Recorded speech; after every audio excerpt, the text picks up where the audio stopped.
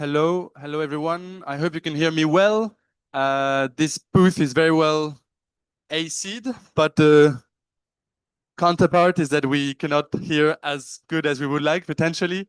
So if you have problems hearing, you can maybe signal that we don't listen that well and we can try to come up with solutions. There will be mics on the stage.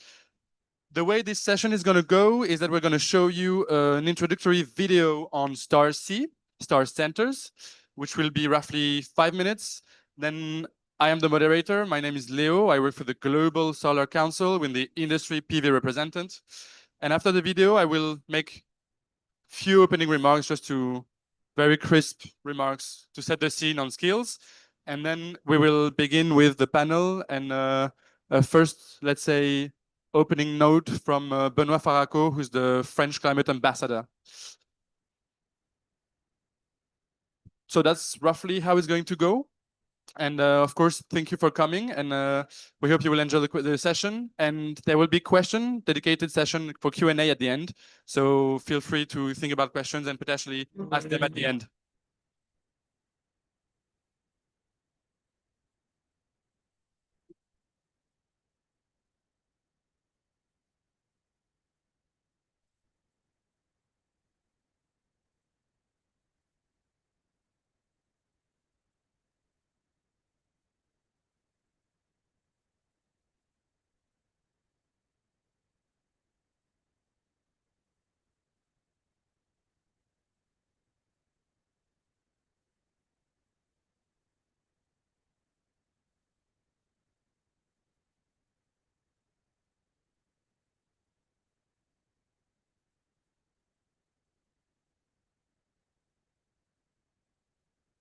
Amid a world grappling with inequality, unrest, and environmental crises, solar energy emerges as the most abundant and democratic solution.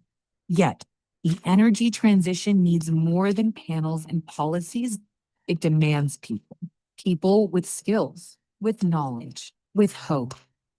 The StarC training program helped me gain new technical skills, how to design, installation, and operate these systems, and how they can support rural and off-grid communities. I already established my own company after I started this training. I also recommend this program to those around me that they need to reduce their electricity bill. The training helps us to collaborate, especially for the private sector and the government-owned sectors, because there is a gap. In our organization, if there is no power supply, we use DG. After this training, what I learned is, in case of DG, we use the solar mini-grid SPS or backup power. Lead StarC will benefit the community by giving awareness. It will give additional working space for the professionals. The International Solar Alliance is a coalition of ambition, bringing nations together to light up the world with clean energy. StarC is our answer to both. StarC are hubs of expertise, training, and transformation. StarCs are not just training individuals. They are building ecosystems, connecting knowledge, jobs, and opportunity. With StarC, we're finding the way. Together, the first Star Centers are now shining in. Bangladesh, Cuba, Ethiopia, Kiribati, Somalia, Bhutan, Cameroon, Cote d'Ivoire, Senegal, Ghana. Star Centers help nations raise professional standards, create a skilled solar workforce, integrate solar into development, and build strong information systems. But StarC changes the narrative, making solar a solution for everyone. ISA's latest offering, the Global Capability Center GCC, will take the StarCs to the next level, build an ecosystem to connect knowledge, jobs, and opportunity. The Global Capability Center for Solar, or GCC, based out of India. It is not just a center. This is a global hub for solar excellence. A hub connecting national centers of excellence that we call StarCs, and an ecosystem for fostering innovation, capacity building, and global cooperation. Together, through the Solar GCC, the sun will rise for all. With the support of StarC, The power to change the world is no longer a dream. It's a plan in motion. The future of clean energy is about more than electrons. Starseed is not just powering homes. It is empowering lives.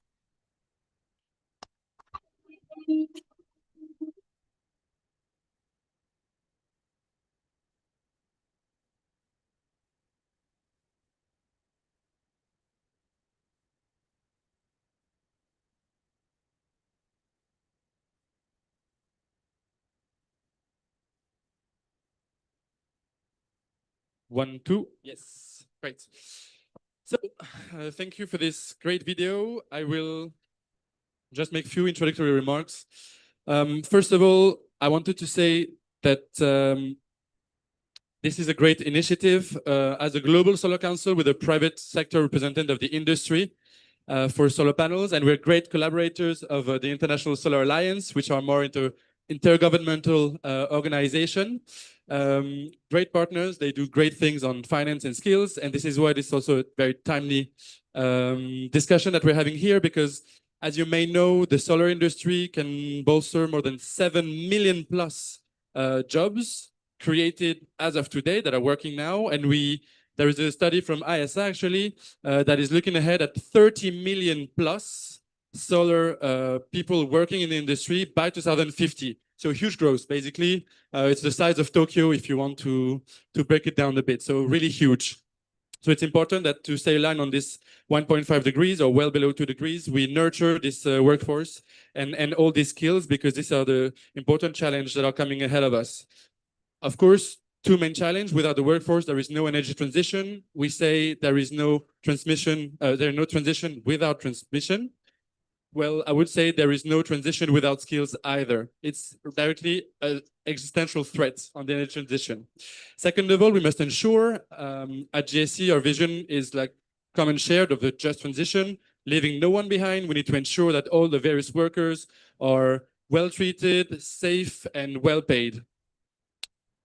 I'm just going to talk a little bit about one of the initiatives that we are doing at GSC, because it pairs very well with what we're doing with ISA as well. We have launched the Solar Training Standard Initiative. But to tell you about this solar industry-led initiative, I'm going to tell you about wind first. In the wind industry, there is a certification done by the Global Wind Organization.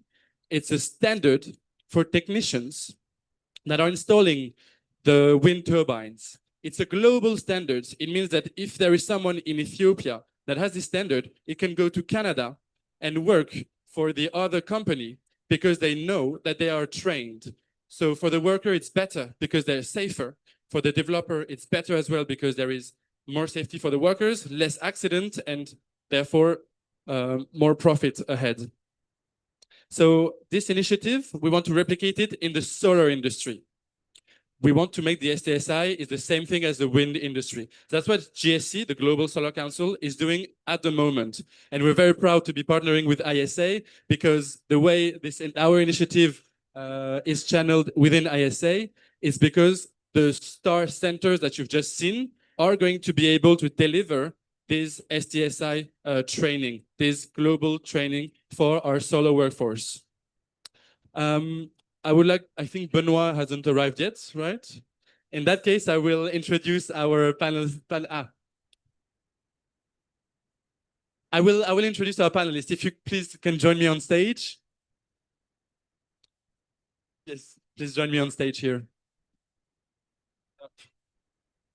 So we have a fantastic panel with us today. I will first introduce Mauro Campanella. He's the head of unit with energy, environment, and ecological transition in the Italian ministry. He has a long track in the Italian administration, and also as ambassador. He was ambassador actually in Wellington, for example. Then we have Clovis Zapata right here with me. Thank you for coming. He's the representative of UNIDO for Brazil. UNIDO, as you know, United Nations for Industrial Development Organization. He's a 25 years experienced economist, and he's worked in various international organizations. World Bank is one, and WWF is another one. Then I'm very delighted as well to have Acer Rasmussen Berling. So he's the director for the International Relations Center for Global Climate Action at the Danish Ministry. He's a long experience, a long career, the civil servant in the Danish Ministry, and on climate affairs, obviously. Thank you very much for being here. And last but not least, there is Benoît Faraco, that is right here. He's the French ambassador for climate negotiation, as well long track in the French administration, and architect also of the, nice to meet you, 10 years Paris Agreement that we, of course, are all celebrating right here. So thank you for staying with us. My first question will actually go to Benoît. It would be, can you tell us more about the involvement of France in this great project, Star Centers? And if this mic is not working, then I can, yes. And please do speak close to the mic. Thank you. Sorry, my voice is broken, so I hope it's comfortable for you. I'm very happy to be back on the on the stand of the International Solar Alliance, and I was in Delhi for the General Assembly like 15 days ago. It seems like it was a month, but it was only 15 days ago. We were there with Italy too, because this is a beautiful project. And let me start with a quick reflection. 10 years ago, when we were elaborating the Paris Agreement, we already were thinking about the implementation of the Paris Agreement, and that's why we launched with India the International Solar Alliance. It has been conceived in Paris, but born in Delhi. 2 years after that, 3 years after that, actually in 2018, when President Macron made a bilateral visit with Prime Minister Modi, and we launched officially the International Solar Alliance and installed it in Delhi. And 10 years ago, we were already struggling to eradicate poverty and to bring power to the community. That was our main objective. But at this time, the best solution to give access to electricity in Africa, in India, in a lot of developing economy was fossil fuel. It was coal. Coal was cheapest. It was super polluting, but the cheapest. And today, it's not the case anymore. If you want to go to install new capacity for your communities, for business, for industry, which is very needed in Africa, but in other parts of the world, solar is the solution. Solar plus battery, sometimes solar plus a little bit of wind, but it's working, it's cheapest, and that's thanks to the work we have been doing. So the big question for me today is, why do we need still International Solar Alliance? Because solar is at market. So there is a blooming industry. There is access to solar everywhere. And I was impressed in my last visit in Africa, but also in India, to see that it's everywhere. It's in Europe, it's in Asia, it's in Africa, it's in Latin America. It's the cheapest solution ever to produce electricity. So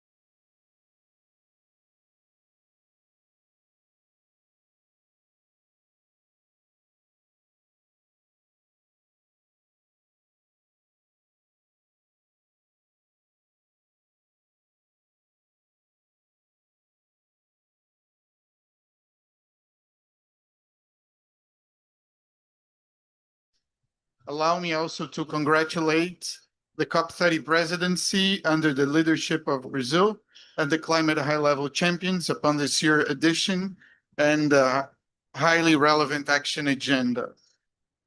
Esteemed delegates, solar energy represents great opportunities as fast-growing renewable energy resource with a total annual installed capacity of 451 gigawatts. Moreover, this is projected to account for over 80% of the global increase in renewable power capacity over the next 5 years. In the context of energy access, solar is also the most cost-effective way to power 41% of the global population still living without electricity access by 2030. Therefore, the focus of today's discussion on unlocking solar energy potential further reinforces its relevance in closing the energy access gap in many emerging economies. At UNIDO, supporting clean energy markets development is central to our mandate of promoting sustainable and inclusive industrial development within the Agenda 2030.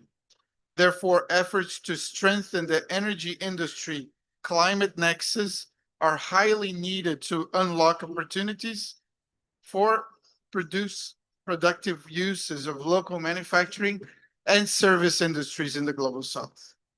In the latter context, we remain highly committed to this collaboration between the STAR-C programme and the global network of regional sustainable energy centers.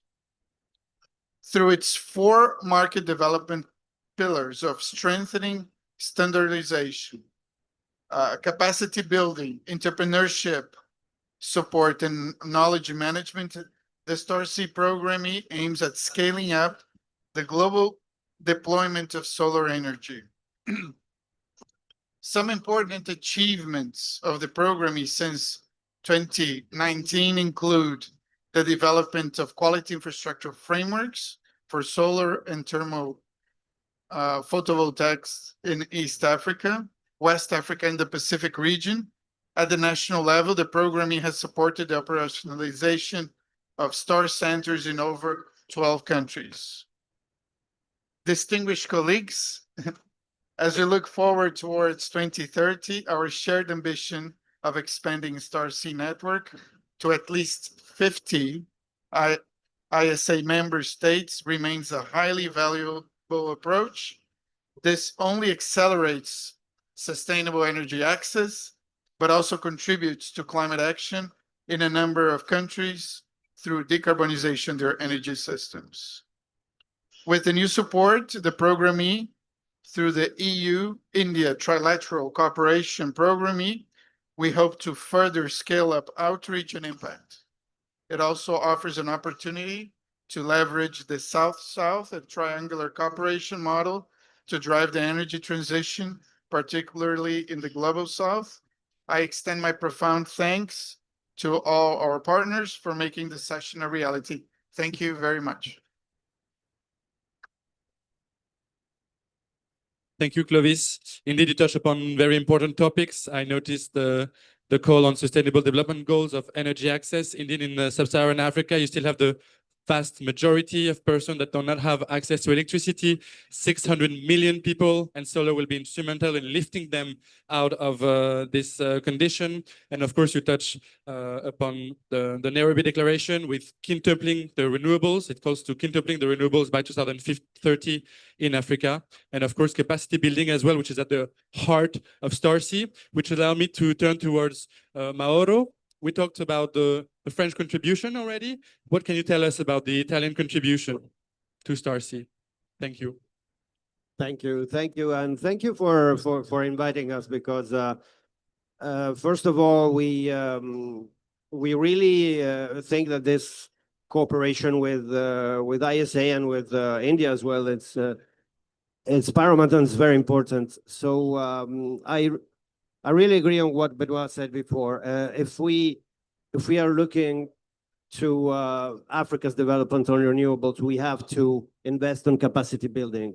And this is exactly what's it all about. And this is why Italy was immediately interested on the project, on financing projects for ISA in Africa, especially in Ghana, Ivory Coast, Ethiopia, and Somalia, which are the 4 countries where we we targeted. Because as you know, we as a country, we are looking into we have a very cooperative approach towards African countries. As you know, we have a broader plan, which is called a Mattei Plan for Africa, that we are carrying on. And within this plan, we are investing on our national climate fund, which 70%, approximately 70% is dedicated to African countries. So the fact that as we stated during the ISA assembly, in a couple of years, we have reached 1,000 gigawatts of capacity, of solar capacity, gives us a number that underlines the importance of this technology. And I underline the technology because it's not only about installing solar panels. It's about, of course, managing solar power and giving the ownership and the know-how on how to manage this technology. Just to say that on how the importance we give to solar technology, Italy has the only gigafactory of solar panels in Europe, which is in Sicily, that has a production capacity of about 3 gigawatts per year. This is a new technology. We are investing in technology, and we believe that also that European technology can give its contribution on the energy transition process. And let me say that, as you know, if we expect to double, as I read in my notes, between now and 2030, the renewable capacity, and solar will account of 80% of this capacity. Well, let me conclude that this figure alone can makes us aware on how important is invest in this technology, especially in Africa and especially in capacity building. And that's why we immediately understood the importance of this project, and we immediately wanted to give our contribution on its success. Thank you. Thank you, thank you. And indeed, I think you touched upon a very crucial topic of the Italian contribution to Star Center, is the financing. Finance is a key issue, especially in emerging markets. And Benoit, if I can have one last question with you, if that's fine. Pertaining to this question of finance and also Star Center, how important is it that Star Center is such a multi-stakeholder initiative? And Acer, I will come to you right after. But how is it important? Let me once again take one step backward and look at the bigger picture. Star C is about building capacities. And we know that in order to develop massively solar and to reach our target under the GST, which is tripling renewable by 2030, we will need to have a lot of investments. When we look at the global picture right now, I do believe that all those guys, those companies who are investing in the digital economy with growing, will need to support Star C in a way. Why? Because in the next 10 years, we will have data center with solar plus battery plus wind plus sometime green hydrogen coming from solar as like the major sources for this growing demand on electricity. And it will be dispersed all over the world. Of course, I hope from a French perspective that We will have a lot of data centers in France because it will be key in the international competition. I'm sure my Italian colleague will hope to have them too. But we will have data centers in India. We will have data center in Africa. And so we will need the capacity. And I think that we should engage with those companies in order to provide more and more private finance to not only investing into the infrastructure, but also investing in skills, and they could become reliable partners for projects such as Starseed. Thank you. Indeed, what we truly believe at GSC is that we need to unlock more private finance, and the IPCC, our International Panel on Climate Change, has already stated that there was enough money circulating in the whole world. It was not just distributed well enough. So indeed, it's very important. And also the growing demand of electricity needs to be met by renewable energy in order that we remain on our climate objectives. Acer. So from the Danish Ministry perspective, there is this Starseed Center is implemented through universities as well.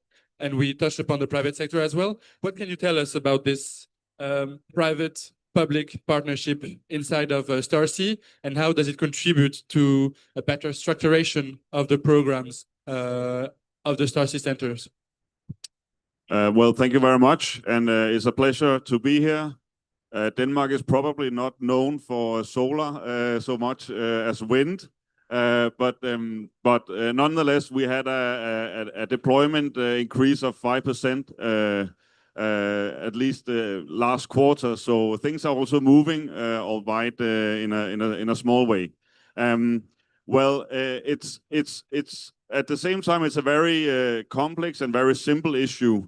I think the role of the public sector in many ways is to make the best possible framework conditions for growth and not least green growth. And I would say the good thing about solar now, and I compare this to when Denmark started off our wind experience back in the 70s. Back in the 70s, I mean, wind, we didn't know if there was a business case. We didn't know if it was the right strategic choice. I mean, decisions were made, and there was also an element of luck in it. Now, with solar, it's a mature technology, and it's a safe bet for governments. So for us, it's very important that we, in order to support the rollout, have both the private sector and the public sector, that we have all stakeholders on board when we make these decisions on our education programs, because we have to have public money.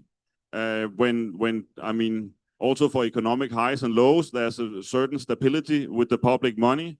And I think the Starseed program in that respect is very good in combining those two factors with the public and the private, because it's basically the private sector knowing what they need on a more technical and engineerical basis.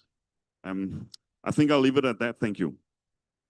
Thank you. Indeed, I think, yes, as you're right, the partnership between private and public is extremely crucial, especially because the Starseed centers that have flourished in Senegal, for example, they will benefit from this money for 2 years, and then they will have to be sustainable on themselves. They have to have their own revenue streams so that they become sustainable, and it doesn't just stop when the lack of public money is here. So this is one of the main challenges of these centers. And actually, UNIDO has launched a program already, which is called the Global Network of Regional Sustainable Energy Centers.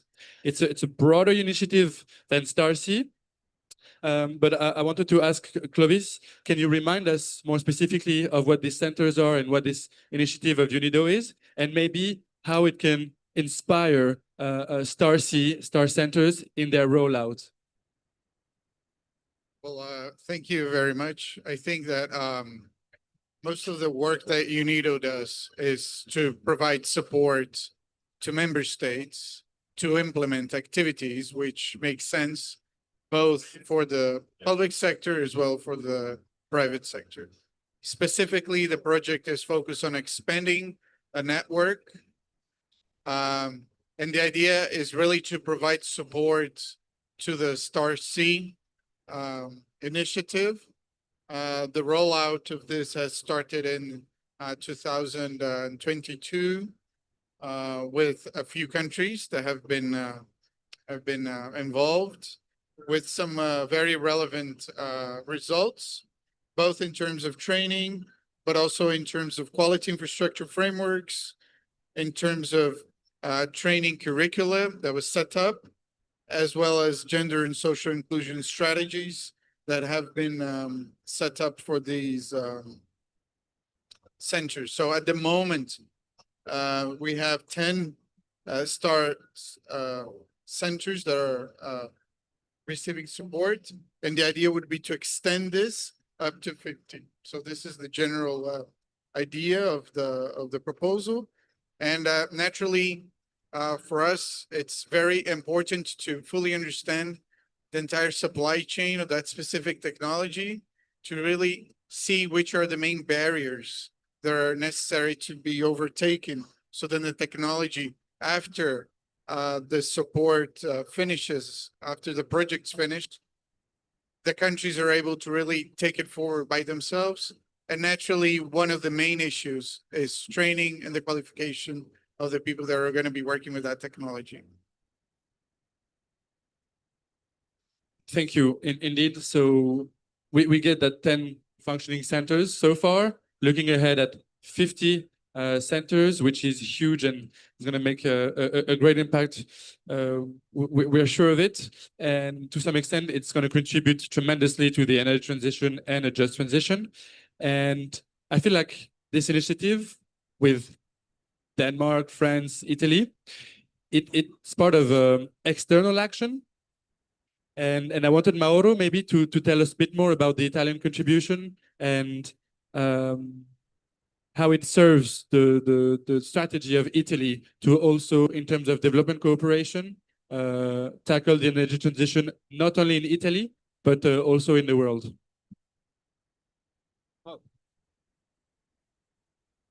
Yes, thank you. Well, I think both things are linked. You know, it's if you want to help the world, you have to do it yourself. I mean, energy transition, you have to be a champion of energy transition if you want to help the world having this energy transition. And two things that I mean really make us very, very nearby African friends is that we are sunny countries and sunny continents. So this has helped us to, of course, make our path through energy transition easier.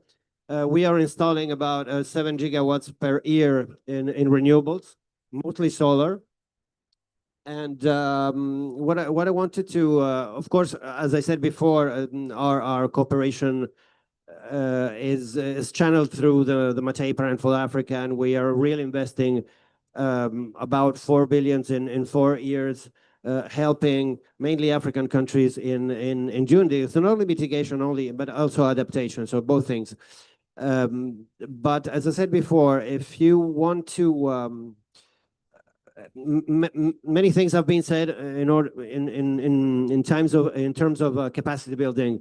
But if we want to complete the energy transition, we have to look in two things. First thing are grids, because you can install all the photo PVs you want, but if you don't have the grids to manage them, you will not be able to bridge the gap between what is the installed capacity, effective installed capacity, and what you can deliver in terms of electricity. The gap is very wide at the moment. It's about 8% of energy electricity produced by 20% of installed capacity. So if you don't do this, you will not reach the goal. So everything is quite linked.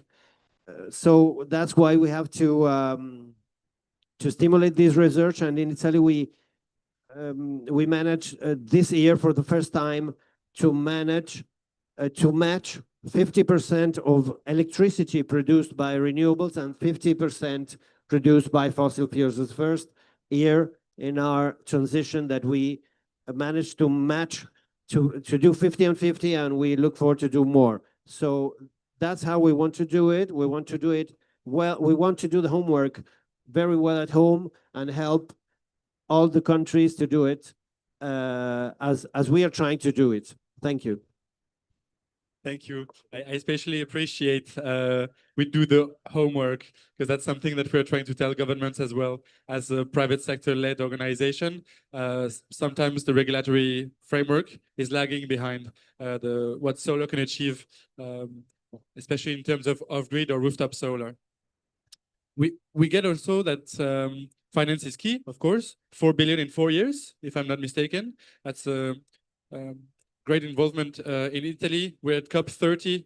Obviously, the finance topic is, if not the most important, one of the most important. So it's good that it can be discussed here. 5 years. 5 years. Okay, thank you. And yes, touched upon grid as well. Enabler of the green energy transition. I said it already. Without the grids, there is no transmission without transit. I conflate both every time. There is no transition without transmission. I think in terms, if we circle back to star centers, you said that, I think you said it yourself, that the Danish ministry was not very known for cooperation. I think that's not true. I think you're very much involved in it. And what can you tell us from your experience about the best practices that could be implemented on star centers?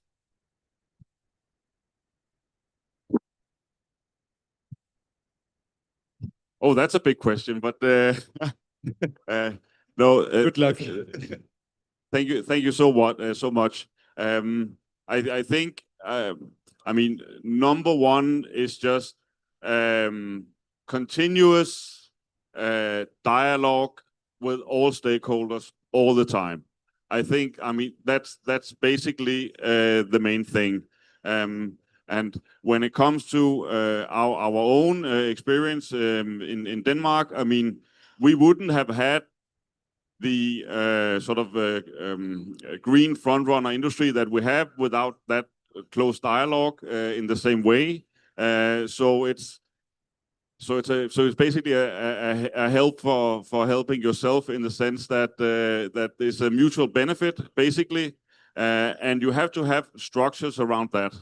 In a Danish case, we have at our technical universities and sort of our other skilling schools, we have I mean, we have boards that are comprised of both public and private sector representatives, and in this way, sort of the more corporate approach is very useful in that regard. That's one thing, of course. Then the other thing is, I mean, what is taught here is very practical. I mean, engineering, there's a theoretical side to it, and there's a very practical side to it. You know much more about this than I do. So, in order to gain the best possible results, give the ones who are undergoing the programs the possibilities also to get their hands dirty. I think that's one of the key elements from our experience, that that is the way, the best way to do it. Thank you. From your 2 points, I retain 2 things, I think, to summarize a bit. First of all, the win-win is very important. As you said it, I think star centers are a great key example of these win-win collaborations, public, private, and international platform all together. And it's essential if we want to succeed in the energy transition. And second of all, involvement of academics and high-quality standards and high-quality teachings. So indeed, completely right on this. I think this is the part of the panel. I still have a bit of questions, but I would like to open the floor. If you have some questions, I'd be happy to hearing them, because this session is also your panel. So please. Thank you for giving me the floor, this opportunity. I am Usman Bojang from the Gambia, West Africa, a municipality representative from my municipality, West Coast. I am very much happy to hear that Senegal, Ghana, which are sister countries to the Gambia, been mentioned as beneficiaries I also, being a sister country, I want to ask what are the criteria or what are the strategies or the conditions to be applied to be able to benefit in this project? Because one of you mentioned about the sunlight, Gambia has the same sunlight condition with Senegal, as well as Ghana. This is my question for them. Thank you. If that's all right, we will take this question first, and then I'll come back to you. Is that okay? Yes. I will come back to you after. Fine. Yeah. I will use a joker for this question. I will ask Felipe to answer this question. Thank you for asking this question. It can give an answer for a lot of countries. StarC is a program where about all member countries in the Global South are demanding that. It's a lot of requests. Any member country can make the expression of interest. In our vision, then what we are going to do is also to work with the regionalization of the centers. Otherwise, it will be not optimized the network. So you can already benefit from the Star Center from your neighbors' countries. It's possible until we are able to open in your country. We are an organization of 125 countries. So it can take time to reach all those countries, but among the 50 Star Centers that we are targeting by 2030, Gambia will be able to benefit for one center for you or for a benefit for a regional center that will serve for you. This is my question. Thank you. If I can give you the mic.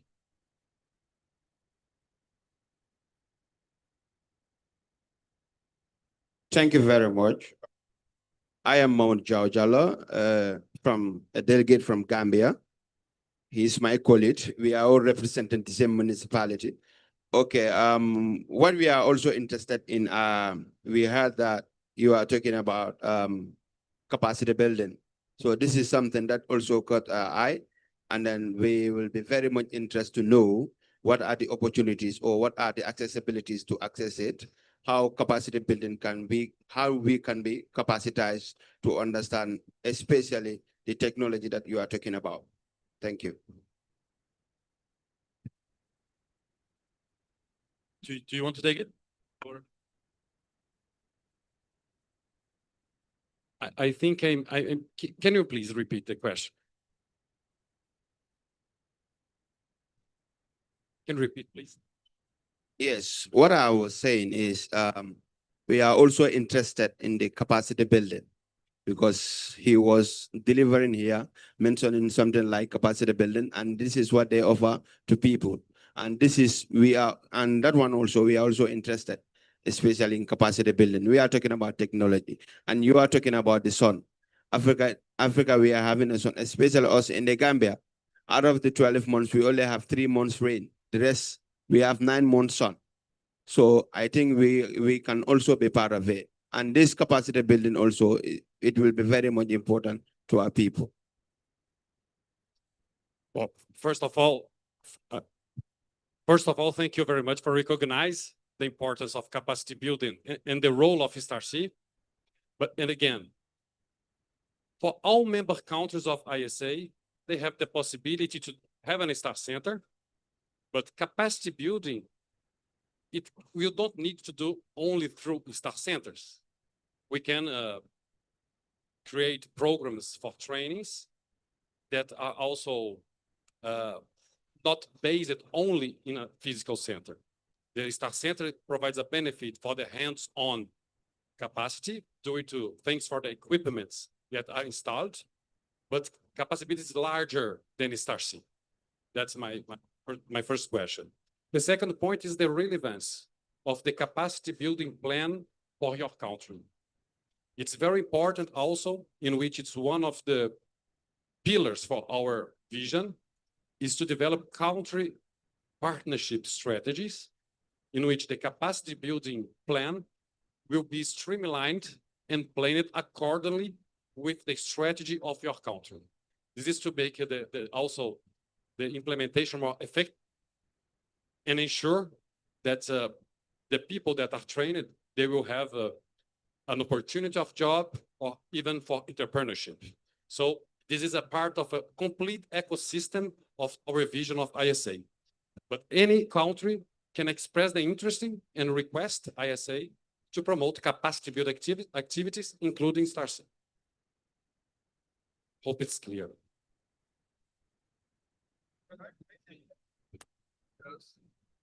Thank you. I'm Marcelo. I'm Brazilian from Goiás, Goiânia, the center of Brazil. We work with a consultancy for sustainability for private companies.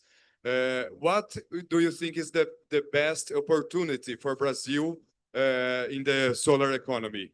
It would be in the factoring, in mining, in services. What do you think would be the best opportunity or the best place of Brazil in the whole economy solar?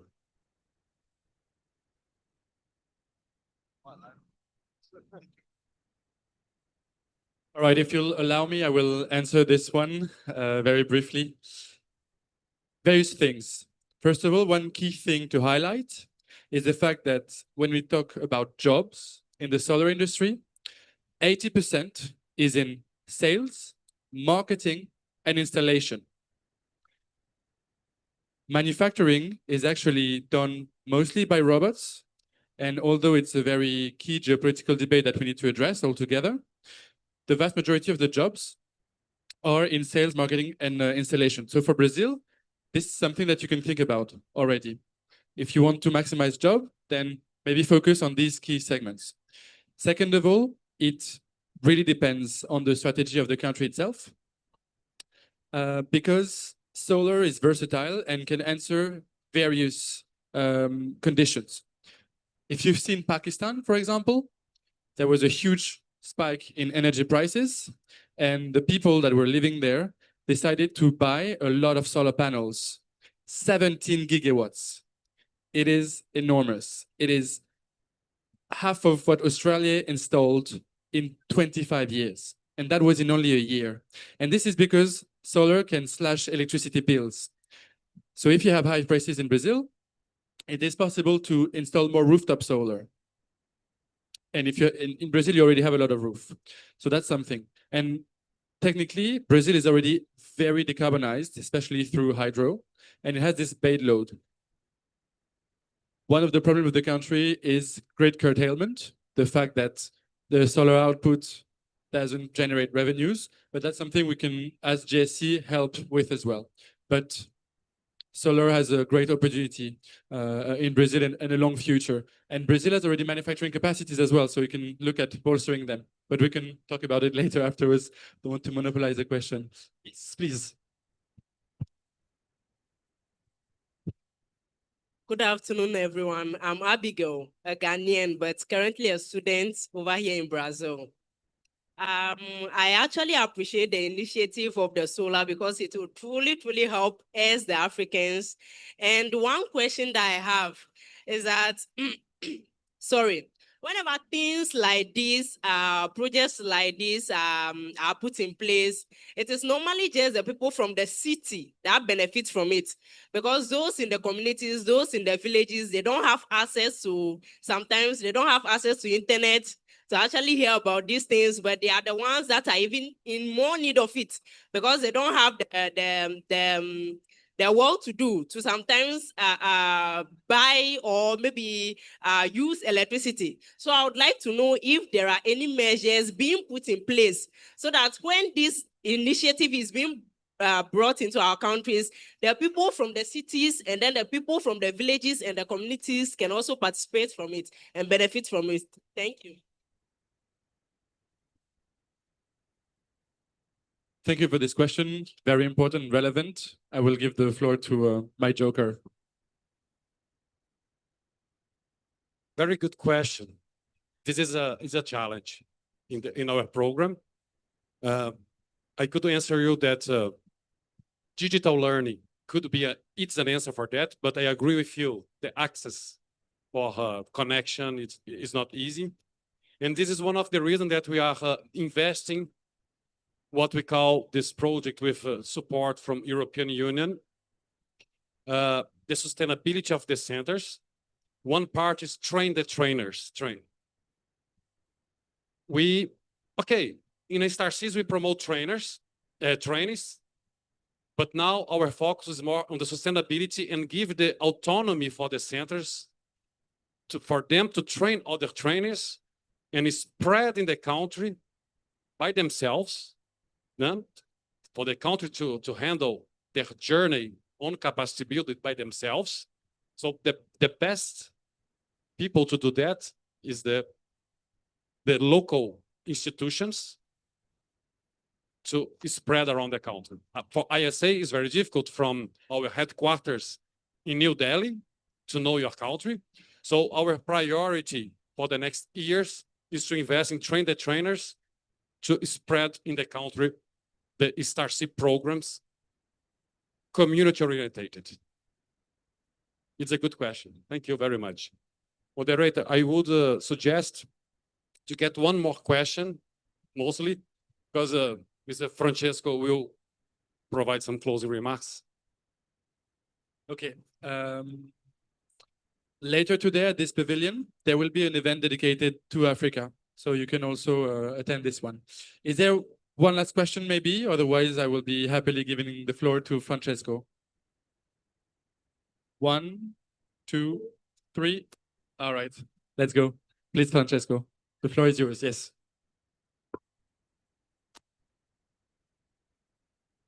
Okay. Good morning to everyone. First of all, I would like to thanks to ISA to organize this amazing event. It's a pleasure for Italy to be part of this alliance. And personally, I am very happy to be here, not only for your engage in the energy transition, for a personal friendship with you and with your general director, but moreover, because you have air conditioning. And this is a great thing in this very hot COP. But I don't want to annoy you, but only to put in evidence one aspect. One of the main words used during this COP is just transition.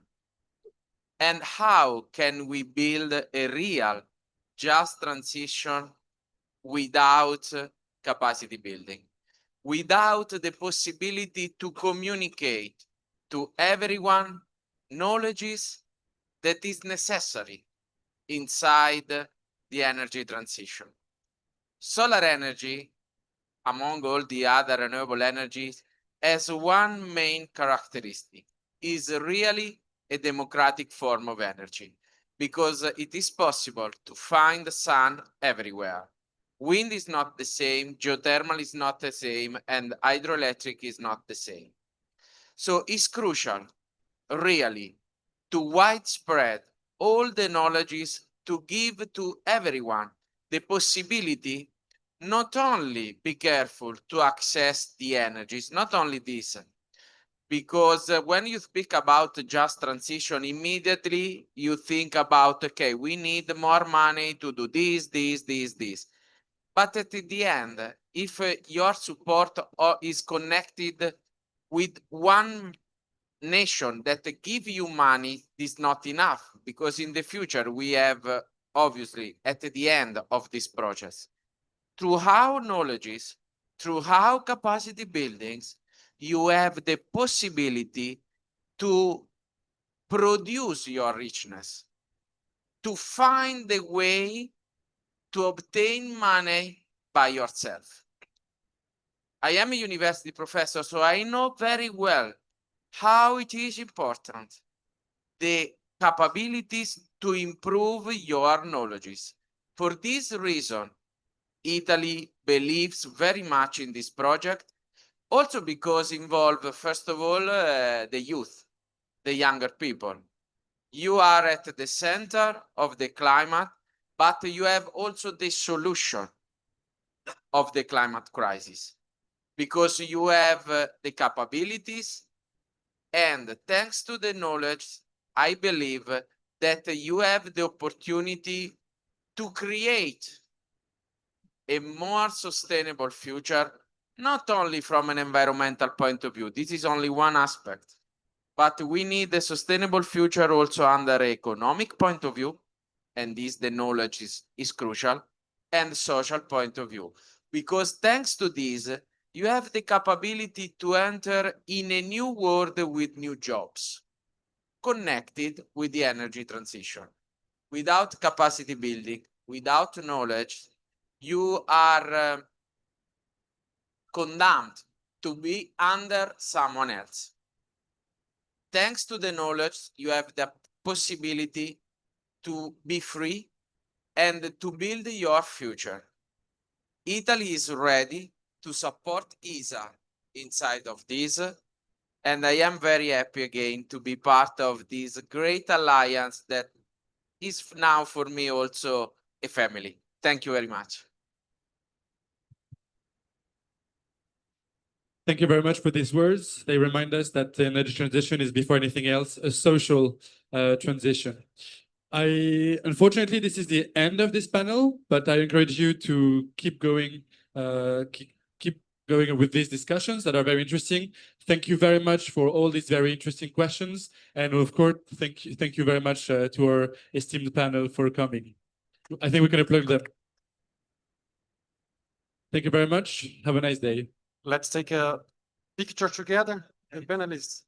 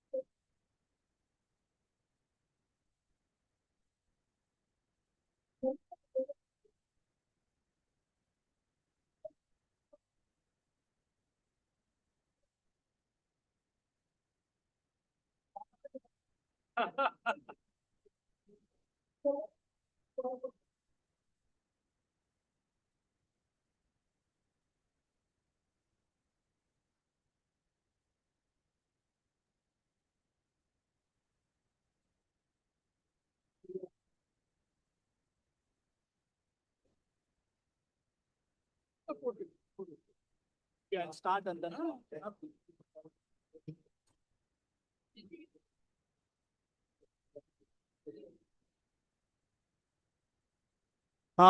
Very good afternoon, ladies and gentlemen. It's my privilege to welcome each one of you for this important panel discussion on accelerating solar transitions, innovations, financing, and global partnerships for net zero. My name is Muthu. I'm part of the Confederation of Indian Industry, which is one of the largest industry associations in India. Apart from regular activities of any industry association, CII has been working on promoting sustainability through various centers of excellence. So I represent the Green Business Center. So we are helping Indian businesses to facilitate and then achieve net zero. So that's the overall objective of our activities. So it's my pleasure to moderate this session, and then we have eminent speakers to speak about the topic, which is on accelerating solar transition. I think we are here in Brazil. Brazil is known for its renewable energy sources. So I think this is the right platform for us to discuss on how to accelerate and transition more solar implementation. And the last 1 decade, I think we have seen huge change in terms of adoption of renewable energy. Renewable energy used to be an alternate source, but today that has become the main anchor source. Today we have got 1,500 gigawatt of renewable, especially the solar being installed throughout the world. I think that's the highest compared to any other fossil fuel-based power generation. But again, we have a long way to go to limit ourselves within 1.5 degrees centigrade. Obviously, we have to triple the renewable energy source by 2030.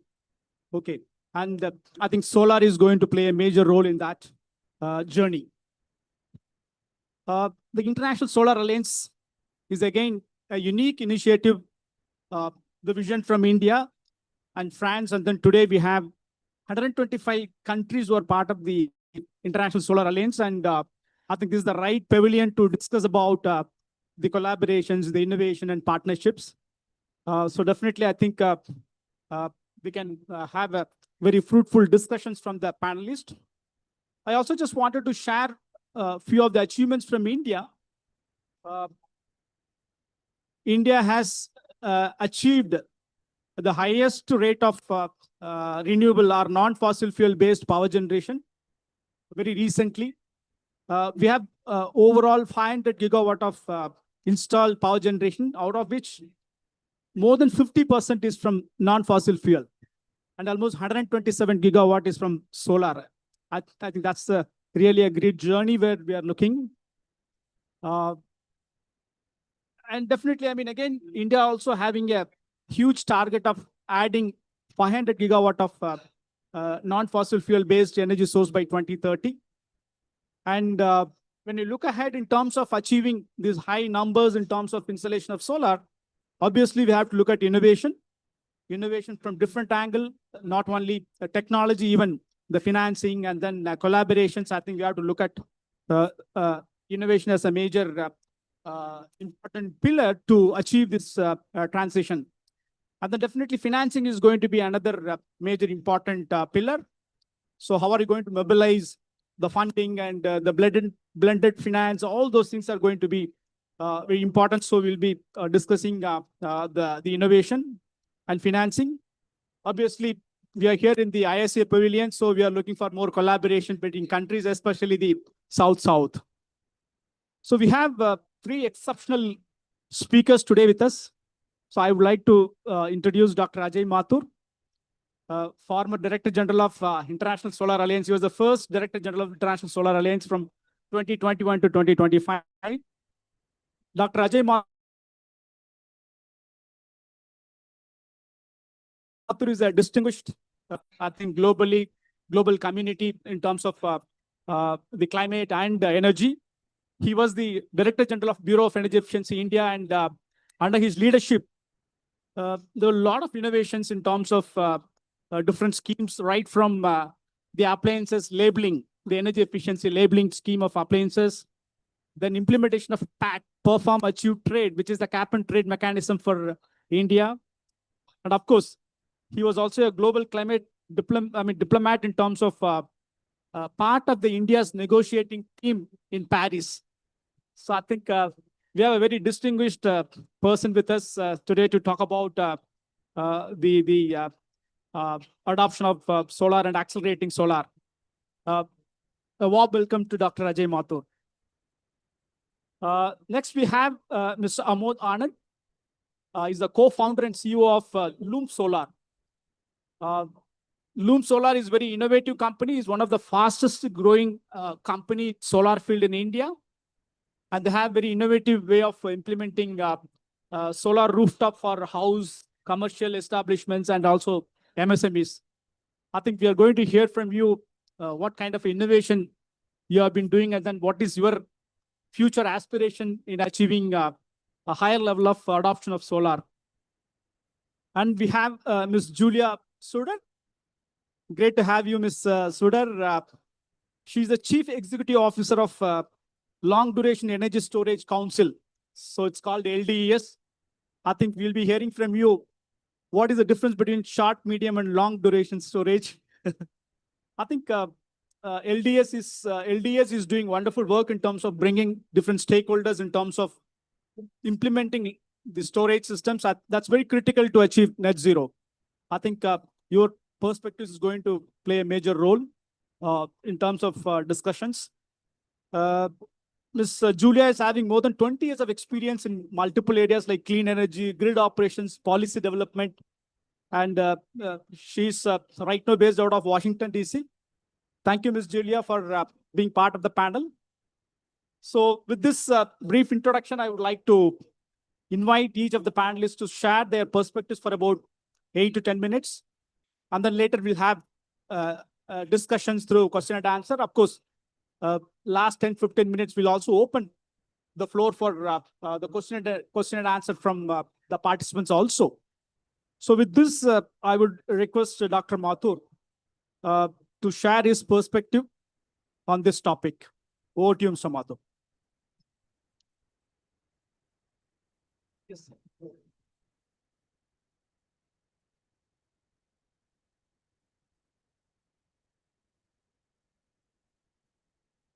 Thank you very much. Thank you very, very much, Muthu. I can't tell you how delighted I am to be here. The first point that I'd like to, well, let me say that there are 2 points due to which I believe that as far as innovation, financing, and global partnerships are concerned, they are guided by these 2 sets of principles. The first is what I call the imbalance principle. We have seen a huge amount of imbalance as far as investment is concerned, as far as technology is concerned, and as far as geographical supply is concerned. And let me focus on this a little bit. What we are looking at is investments. We've got huge amount of investments flowing in the solar sector, about 400 billion in 2023, 285 billion in 2022. So 285 to 400 from 2022 to 2023. Huge growth. So money is not the issue. The problem is that the vast amount of it went to the OECD countries and China. Less than 2% of it was attracted to Africa. So this is the investment imbalance that I want to talk about. The second is the technology imbalance. Thanks so much. And the technology imbalance is because we've got a far, far greater investment in large plants. Approximately 55% of the investment we have is in large plants. Over homes, we have something like 44%. And less than 1%, or slightly more than 1%, I'm sorry, is for other decentralized applications. So this is the second imbalance, the technological imbalance. The third imbalance is that of geographical supply. We have seen that the vast amount of solar equipment, whether it is polysilicon or ingots and wafers, much less of solar cells and modules, comes from one country, China. And that creates a problem as far as the supply chain is concerned. So there are times of the year when you won't get supply, for example, in large parts of Africa, because of the kinds of long supply chains that occur. To me, these three imbalances lie at the heart of what can we do. The second set of issues that we need to look at is that I'm looking at least 4 kinds of countries. You have the OECD. The OECD obviously is a low risk area, but more importantly, the OECD is an area where you have got an adequate amount of supply. So during the day, you can add solar, the demand is not increasing, and the existing capacity meets the needs during the evening. This is a huge advantage. But when you come to the developing countries, like Brazil, like India, then you have a problem because the demand is increasing. And it is increasing in the day and at night. Solar can meet our needs during the day, but what happens at night? So distribution companies used to come to me and say, listen, what do you want us to do? Set up solar? It'll meet the needs during the day, but what about night? I need to set up more capacity during the night. Oops, if I set up coal for the night, I can meet it during the day as well. What it implies is a different kind of challenge. The third thing is the developing countries where the grids are not complete. At the Solar Alliance, we had done an exercise where we found that the cost of enhancing energy access is cheaper when you set up solar mini grids, that means solar and batteries, rather than extending the grid to meet the demand more than 10 kilometers away from the grid, right? This implies that for these kinds of countries, the goals, and I would suggest, therefore, the innovations, financing, and global partnerships are very different. The last is the small island states. And nobody was more surprised than I when we went from the large island of Fiji to the small island of Fiji, because we went in a fast boat. That fast boat was powered by diesel. Where were the electric boats? There were no fast electric boats. They will be developed like the Embraer in Brazil. They will be developed in the US. They will be developed in India. And they will go to the small island states. In other words, the kinds of cooperation that this needs is very different. So what I would like to suggest is that we have got these 4 kinds of countries and we've got 3 imbalances. How do we merge these? In my view, one of the key areas that we want to have to focus on is expand the value chain so that it's bigger in size. So the JVs for cells and batteries is something that you will see you need across the world. And please note that I say JVs. because while China has an existing investment in both capacity and in the new development of technologies, what we would like to see is that they are all over the world. We can get best kind of interaction by focusing on JVs rather than new companies. As far as the second is concerned, the large developing countries, which includes Brazil, which includes India, which includes Indonesia, well, we are talking of three kinds of things. Obviously, the JVs, obviously. But we are also looking at guarantees. You see, one of the biggest problems once you move out of the OECD is that the cost of money becomes very high. And you've got the problem that if money is very expensive and you've got the renewable technologies where the large amount of money is the first cost, you need cheaper money. The only way this can occur is if we have guarantees by the developing countries, by the large developed countries, to focus on bringing down the interest rate, bringing down the cost of capital, which helps developing countries move ahead. The third is technology development for decentralized applications. As I said earlier, this is one of the key areas where we believe that focus is needed, but development is not occurring, investment is not occurring. We need to focus on these developments. Where will these developments occur? They will occur in countries like Brazil and India. They're not going to happen in the US because there is no market. It'll happen.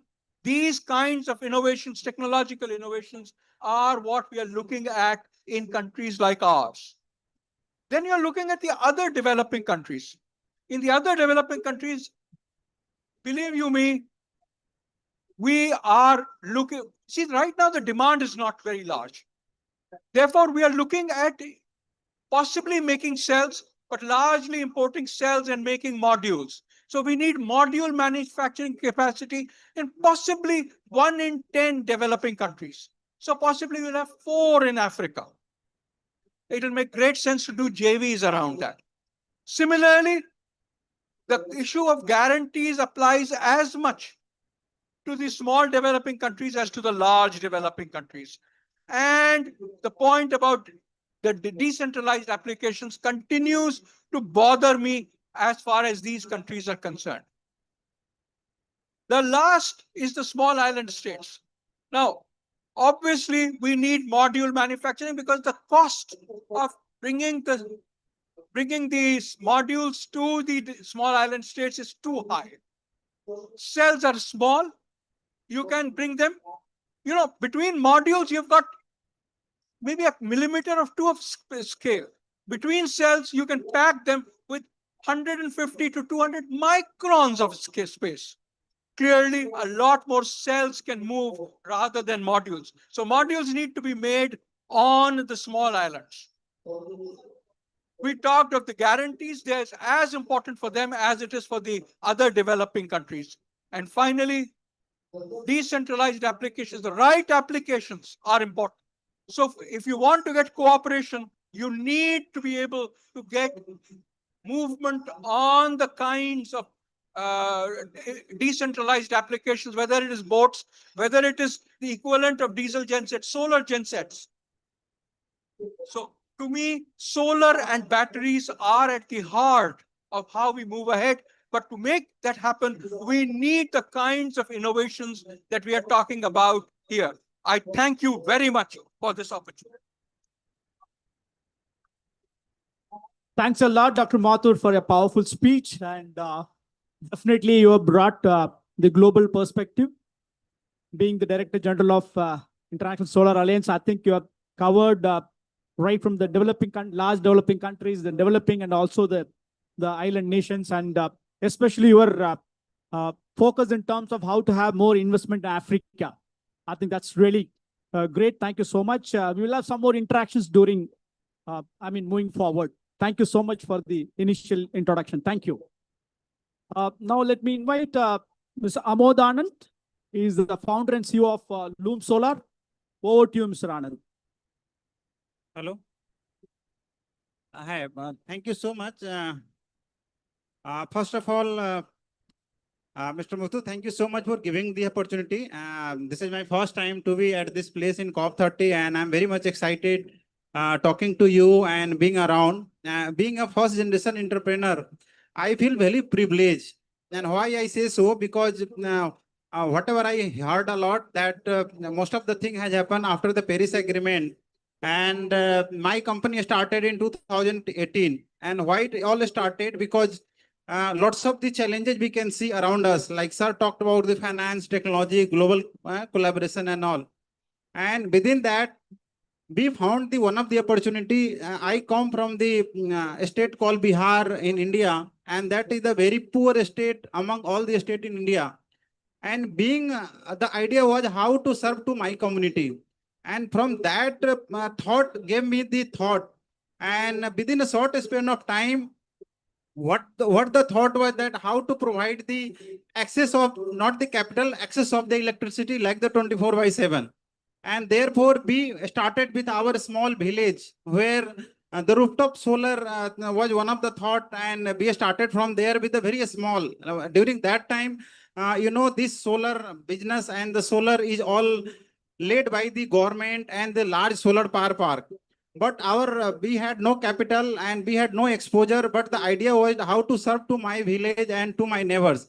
And therefore, I started with a very small size of the solar panel, like 10 watt, 20 watt, 50 watt, and started with the solar street light and the street vendor people.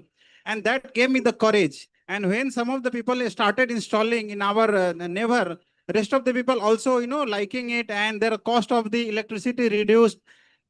Some of them got the advantage of having those electricity during the flood time also. What happens in Bihar, that is a very big problem in Bihar. The flood comes, and during flood time, you will find that all the electricity pole all are disconnected. But now if you have a small solar system, at least you can survive even during the night. And that gave me the confidence. So it can be done. And like I said, I come from the northern part of the Bihar, which relates to near to Nepal. And therefore, every year, like what kind of the innovation we did in the beginning, the innovation was that how to help to these community, and that was the initial thought only. And every year, like if you see the whole history of this solar energy, you'll come to know that the 1950, the solar technology, particularly the solar cells generation efficiency only was 3%. And with the time, gradually this all improved. But during last 2 decades, I can tell that billions of dollars has been invested, not by all the country, but particularly one country, that is the China. And that gave the hope to make affordable this kind of the technology. And because of that investment,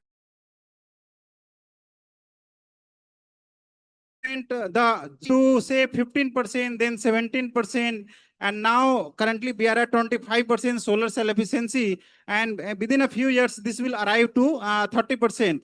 So the technology shifted from poly technology to mono technology to monopark to TOPCon technology, and then now we are talking HJT, and going forward perovskite technology. Lots of the university, I think I heard Mumbai and Delhi and some other universities are doing lots of research on that. So this is some of the development has happened. So talking your topics are on the technology and the finance and the geography, I just want to carry forward. So another point that I think this solar cell, the way the efficiency will go up, the cost of this the solar panel will also come down, since we are in the similar business, solar panel manufacturing. So the problem that I'm sharing, which is the real and on the ground, which is happening to us. And the other big opportunity and with the challenge, I can say that is happening right now is the solar storage, energy storage. This storage we heard a lot, particularly in the Europe and all that there is a need. But I can say with my pride and confidence that the lots of work happening right now in India. If you look at the solar business, like sir said that India had the solar, the total installed capacity of 500 gigawatt, 50% is renewable, almost now more than 100 gigawatt from the solar energy. Similarly, in the storage side also, the 7 gigawatt hour is already installed, and the government of India is targeting around 300 gigawatt hour. And right now, not even a single tender is coming without the solar storage. And almost at least 20%, the blended solar storage has become mandatory by the government. So all the new solar power plant and park which is coming with the solar storage only. Other than this, since we are in the business of rooftop solar and the residential solar, I can see there is a huge demand, particularly the hill station area, particularly those areas where there is a very cold place. So this kind of the energy storage is going to play the big role.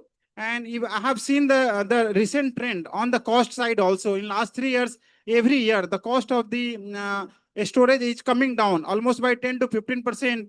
Now in China, you see the per kilowatt hour is coming around USD $50, which is a very good, I say, achievement. And going forward, the target of the government of India of 300 gigawatt hour, I can see that it is really achievable. The other point that I want to highlight that the new industry which is coming up, and particularly from the India perspective, that is the hydrogen. Because what is happening, all the big consumption, I am talking about the steel plant, I am talking about the cement plant. This cannot run through the storage and the solar. It has to come from the any heavy kind of the system, and the hydrogen has to play a very big role. And I am very privileged and proud to say that the government of India is running the lots of the subsidy and the scheme, and lots of the announcement has been done in the hydrogen side also. Other than this, I have noticed particularly in the India that the government of India is also working on the smart grid. You must have seen that there is a huge program running on the smart meter. So you can run your grid as per your convenience. If you want to switch on, you can switch on. If you want to switch off, then you can switch off the grid. Those kind of the facility government of India is going to provide in the coming years. The other point that I want to highlight that about the related to the finance. Since finance has been always a big challenge, but even some country has got success, and India is one of the big example. And why I'm saying so? Because 20 years back, right, the government of India was totally dependent on thermal and the different the fossil fuel technology. Now almost 50% has been achieved, and this has been because of this private investment and the kind of the new announcement has come from the India. We are hopeful that this new 250 gigawatt, almost 50 gigawatt is adding every year, that kind of the announcement. And why I'm saying so? Because earlier government of India was totally dependent on the China.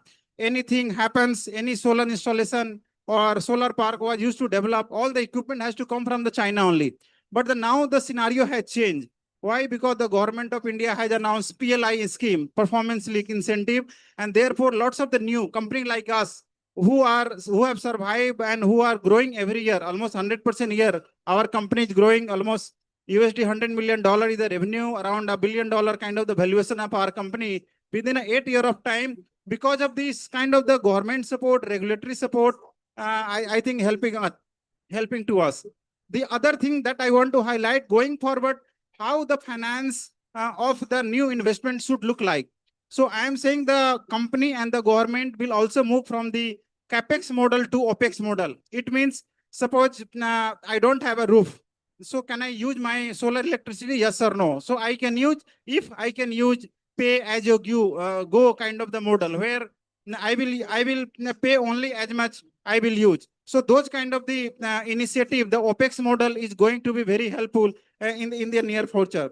Other than this, I have also observed the government of India and some private companies also offering lots of the green bond, and that bond is a very cost effective, and therefore the lots of the new investment is coming in this area. And the last point that I want to touch upon about the global partnership, and because of this, I am also here. So I am also meeting lots of the technology company and some of the people who have done lots of the innovation, because India is a very good in the service industry, but currently they are lagging some part in the manufacturing, particularly in the R&D side. And company like us who wants to bring the new technology to India in a partnership way. And therefore, I am very positive and very hopeful that we will meet some of the organization who are very much positive towards India investment, and we can work towards in this regard. So this is all about me. Thank you so much. Thank you so much, Mr. Anand. I think your story is incredible. I think you started in a small way, and that too, first-time entrepreneur from a small village in Bihar, and today you are a $100 million US company. I think you are definitely your story is incredible, and you are also really innovative, and that's the reason your growth is also very high. Thank you so much for your initial introduction. We'll come back to you on some of the questions later. Now I'll move on to Ms. Julia Suder, CEO of the LDS Council. I think we are all, Dr. Mathu talked about solar being around the clock, including the night. Then only the adoption of solar is going to go up. For that, I think storage is going to be very important. So we are looking forward to hear from you on the storage side, Ms. Julia. Over to you. Thank you so much. And thank you so much for the opportunity to be here today. It's great to have these partnerships, and it's also really great to show how we're making impact together.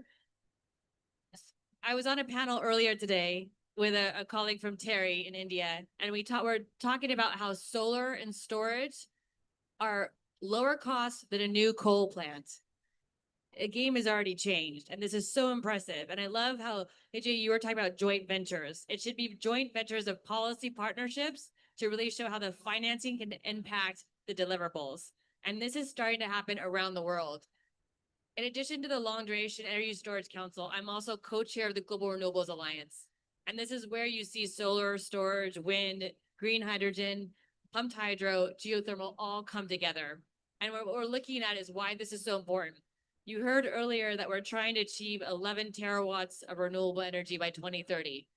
It's 5 years from now. But the leadership in India, getting halfway to 500 gigawatts, is showing us how to get this done. And we're also seeing that if you want solar to work around the clock, you have to have storage. And why we focus on long duration storage is for the flexibility, the predictability, because we don't have solar in the evening. You want to have your lights on and your air conditioning on. You need to have long duration energy storage fill in those gaps. And what's great about long duration storage is that it can replace a gas plant because it can provide inertia, the black start, the frequency, all those ancillary services that get paid in a market that bring investors from different parts of the world to want to build more integrated systems. So it's really thrilling to see that the policies are starting to shift. And what's really also exciting is that we're going from pledge to action at this COP of implementation. In less than an hour from now, I will be running over to the ministerial where the COP29 pledge of 1.5 terawatts of storage with the grids will be taken into a vote for an action agenda. So targets matter, mandates matter because they give strong market signals. And we're really excited that 8 countries have already stepped up to show their commitment. And we hope to see throughout the next hour and next few days, we have more countries sign this commitment because that gives the market signals we need. Because we're also seeing here in Brazil, solar just skyrocket in development, like in Pakistan. I mean, it's amazing. Australia, you name countries around the world, and in 1 year, you see 70%, 20%, 40% growth, whether it's on your balcony, whether it's in your garden or on your roof, whether it's in a community center or a park. You need energy storage to make sure that your solar can work for you whenever you need it. And it's so great to see the deployment of solar, but we need the storage to go with it. And that's why I think hearing the policies and the advancements are so key on the partnership piece. One other aspect of combining COP to our real world implementation, out of the 195 NDCs that have been submitted, 99 mention storage. This is amazing because they see how critical it is for solar adaptation. And out of those 99, 20 have storage targets. And 10 of those are on long duration energy storage. Our organization's only been around since COP26, but because of partnerships with ISA and other industry associations, that we're able to elevate our message to policymakers to understand the value. We can bring 540 billion US dollars a year. It's not trillion, but it's billion, and that's still a lot, to customers. And we got to talk more about savings. Solar brings you savings. Storage brings you savings. You also get the health benefits. I love how I heard someone say the other day, you can't turn off the sun and it's free. I mean, it's pretty amazing. It's 24/7 warmth if you need it. But it's just so great that we just need to look at this new perspective. It's also wonderful to see industry step to the table with government pledges. The World Bank, the AII Bank, Africa Bank, Asia Bank, they're all making real commitments to deploy solar and storage with different types in different parts of the world, whether you're in SIDS or other area. We saw $1 trillion US dollars announced by a group of utilities around the world saying they are committed to renewables and storage as well. So now we're finally seeing the policies have impact on financial change that will really bring to all of us something that we've been asking for, a better, it's not polluted, where we can actually breathe and our kids have a future where they feel safe and secure. We have this reliability that is now in our hands, and it's so important, whether it's from the protesters outside, whether it's inside these blue walls.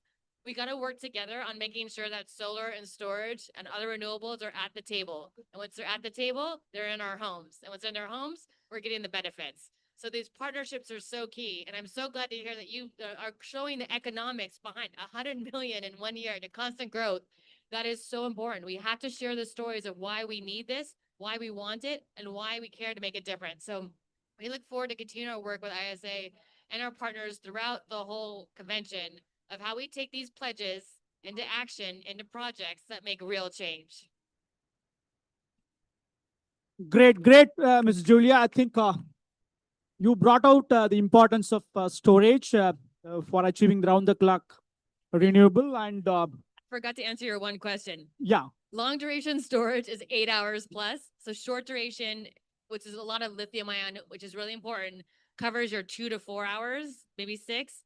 But there's all these other minerals around the world, vanadium, zinc, iron. There are different chemistries, pumped hydro. There's rocks, salts, all these materials that you can use to store heat, to store power, and to store electricity. So that's why this diversity is so important. So thanks. Great. Thank you. I think, you talked about a lot of pledges and also converting pledges into action and also the collaboration through, among countries through ISA. Thank you so much for giving the perspective. I think LDS is doing excellent work or great work in terms of bringing all the stakeholders together in achieving our vision. Thank you so much for your initial introduction. Now, I would like to start with few questions, and then we'll have the session open for the participants to ask. Dr. Mathur, you talked about most of the investments are going to OECD, and then you talked about how to get the investment in the developing countries, especially the global south. You also mentioned about the cost of the investment. So obviously in developing countries, the interest rate is very high.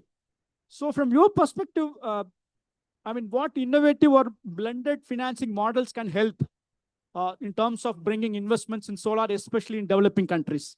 So maybe you can share your perspectives.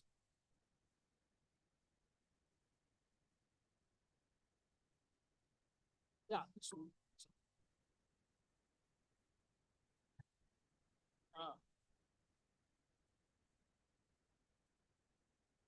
I'll use yours, yes. And देखो यार आमोद कुछ न कुछ होता. So Muthu, to answer your question, one of the key issues, as I mentioned, was guarantee. There are 3 kinds of risks due to which money does not come from the OECD countries to our countries. And these 3 kinds of risks are, number 1, the macroeconomic risk, because of which our currency depreciates vis-a-vis hard currencies, the dollar or the euro or the pound. And, this is anywhere between 3% to maybe 5 to 6% a year. There are some where it is much more, but let me say between 3 and 6%. The second is the risk of the payment which is made by the counterparty, payment which is made by, say, the distribution company or you and I to the person who has invested. That's the second risk. The third risk is that the technology doesn't work. Now, what happens is that as far as the third is concerned, I will turn to Amod and say, I'm moving this risk back to you. If it doesn't work, it's your problem. I will not pay. And so the investor is protected that if he invests and the solar doesn't, and the solar and the battery don't work, then that goes to the user, to the supplier. That's number one. Second kind of risk is where I have a feeling that the person will not pay or the distribution company will not pay. I think the best way around this is to create a first loss guarantee program. We created a first loss guarantee program for energy efficiency in India, and we found that approximately 17% of the total guarantees were called. So if there was 100, 17 were called. So if there is but what it did was it reduced the cost of capital by somewhere between 2 and 3%. So this is, to me, one of the key issues that we need to push so that commercial money will move. The third risk is the risk of the currency depreciation. Here, all that we are doing, everything, is because it lowers the carbon emissions. If it lowers the carbon emissions, it is possible to get carbon credits out of it. Can we link the carbon credits to the depreciation of, say, the Brazilian currency or the Indian currency or the Ghanaian currency with compared to the dollar or the pound or the euro? I think we can. So, unfortunately, there aren't mechanisms available in the market which can link the carbon credits to the taking up of the depreciation risk. But my feeling is that together with the guarantees and with these kinds of instruments which are based on the carbon credits, we can move to a future where the risks are covered. Sorry, it was a long answer. Fine, I think it's very important and critical point you made. Even how to link with the carbon credit so that, that benefit is also added into the user. Now I'll move on to Mr. Anand. You talked about, you are one of the successful companies from India in terms of bringing most efficient technology and also manufacturing modules within the country. I think most of the other countries also will be looking for similar entrepreneurs to start working on. So I just wanted to know from you, India as part of its overall Vision 2047 or Viksit Bharat, Atmanirbhar Bharat. So we want to manufacture on our own. Okay. So what kind of change or required in terms of having more and more manufacturing within the country? What kind of a supply chain we need? So maybe your perspectives on that will be very useful.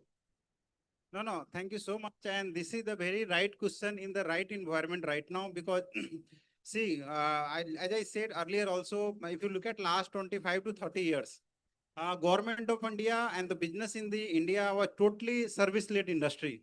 Now, the government of India has lots of pressure in terms of the employment generation, and the manufacturing can play a very pivot role in the manufacturing. And therefore, even after the COVID, you see the first big policy that was announced that we call the PLIS scheme. And not in one or two sector, they announced in 14 priority sector.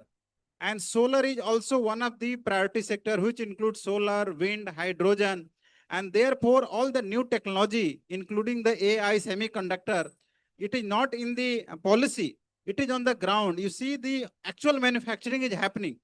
So, this is not about the government of India. Like India has many states, and each state has a competition to bring lots of the investment, particularly in the manufacturing, and to not to the south region, to the north region, particularly Uttar Pradesh and all.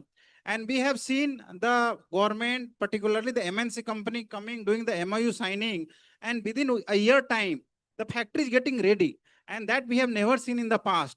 And that is giving the hope of the target that government is talking about. The manufacturing percentage in the total GDP has to go by 8 to 10%. And that is the government of India has taken a target. And you see the recent example of India, that is the electronic manufacturing. You see majority of the iPhone, which is earlier used to manufacture in China, now you must be hearing a news that it is coming from India. And why it is happening? Because of this kind of the policy and the change in the mindset, I would say, in the people like us and the ecosystem, which is getting developed. And similarly, recent development that you must have heard about, the many GCC has been announced in the South region. So all the major IT company, take example of Google, Meta, and different company, particularly the semiconductor company, they are setting up a very large factory now in India. And the similar other development that I can see from the AI perspective, like we know that AI needs lots of the electricity. All the new data center which is going to manufacture, it is all going to get set up in the India itself only. So now India is not going to be an imported country of the equipment or any raw material. It has to be from the inside only. And therefore the target of the government is to have the R&D. Take example of defense. Earlier, most of the defense equipment used to come from the outside India. Now the government of India has set a target in the shipping lines, in the defense sector, that it has to manufacture India. And therefore, the support of the finance company also, large investment fund are coming to India and putting the billions of the announcement in the recent time. And therefore, it is helping in terms of the GDP growth also. If you look at the GDP growth of India, it is consistently growing. And not in a particular one. You take any particular state only, and most of the states currently are performing more than 7%, 8% plus. And this is all happening in this space.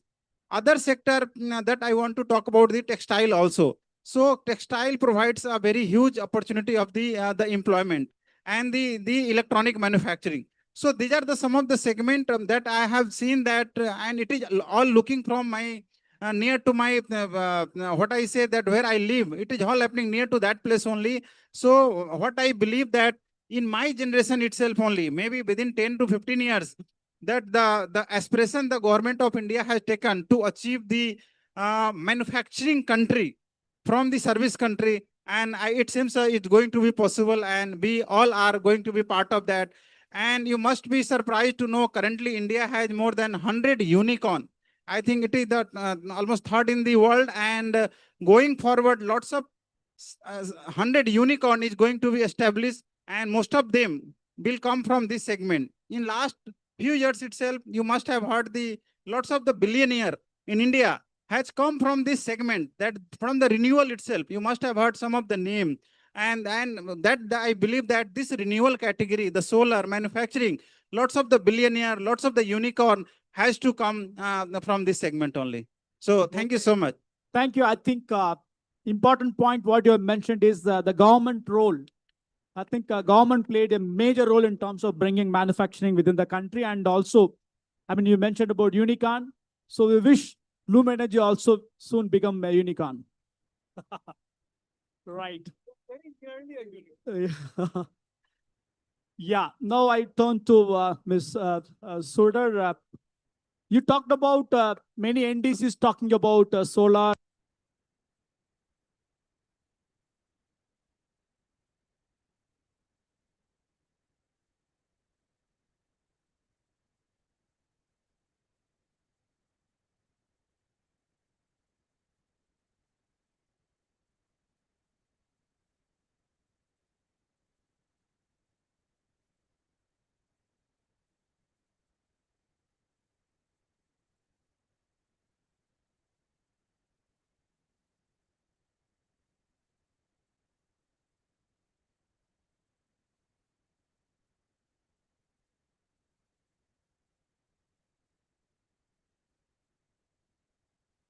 Insane.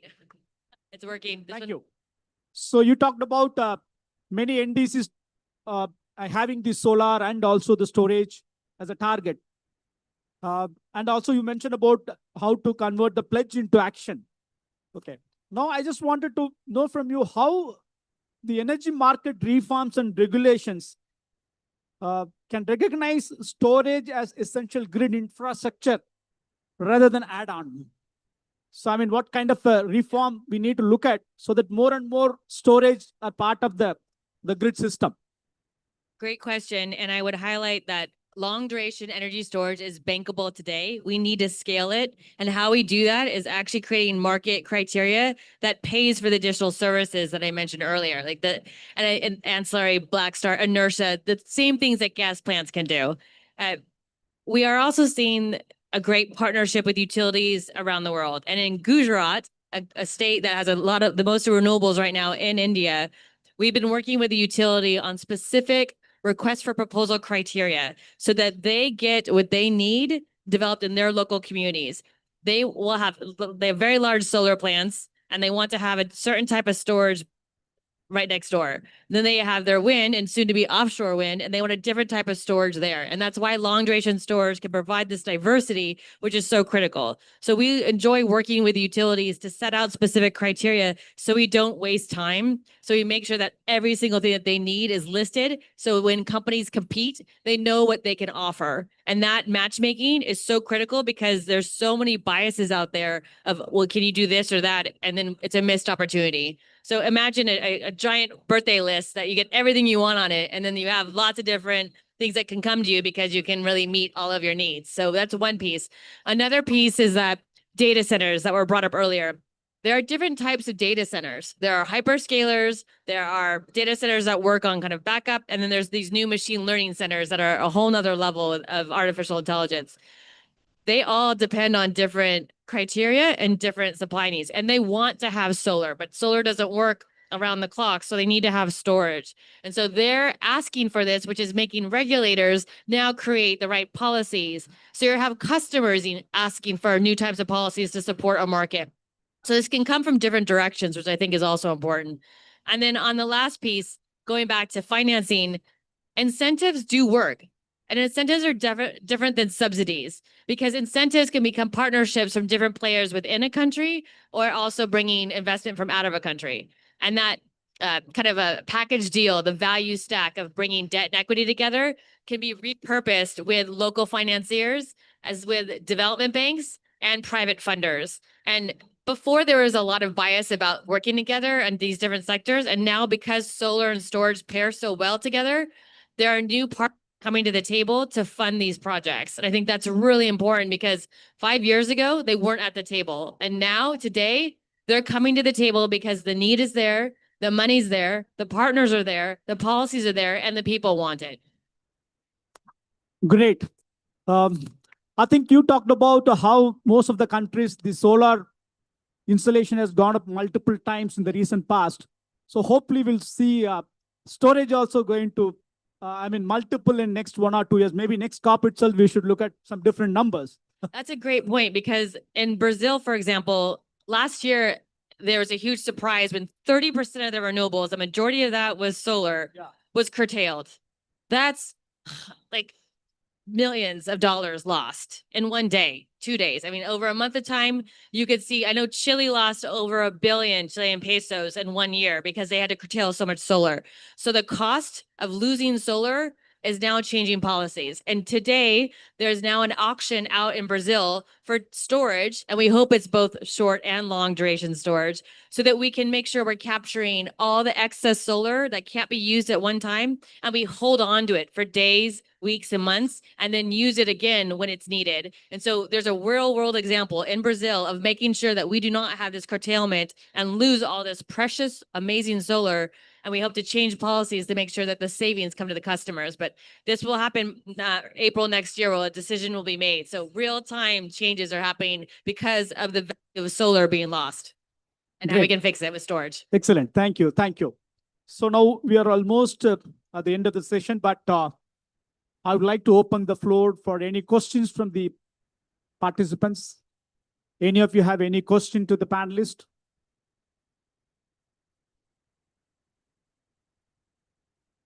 We have some more time, so I think if there are no questions from the audience, maybe 1 minute answer from each one of you. I mean, we are here at COP30, and we talked about solar acceleration, innovation, financing, and collaboration. On this aspect, what is it you wish that this COP should come out at the end of, on 21st of November? So from what is your wish on any of these area? So maybe a minute. Muthu, I believe that guarantees are most important for attracting investment into our countries. They bring down the cost of capital, they enhance the investment, they enhance the confidence of investors, and at the same time, they allow you and I to adopt solar sooner rather than accelerate than later. And this is exactly the definition of acceleration.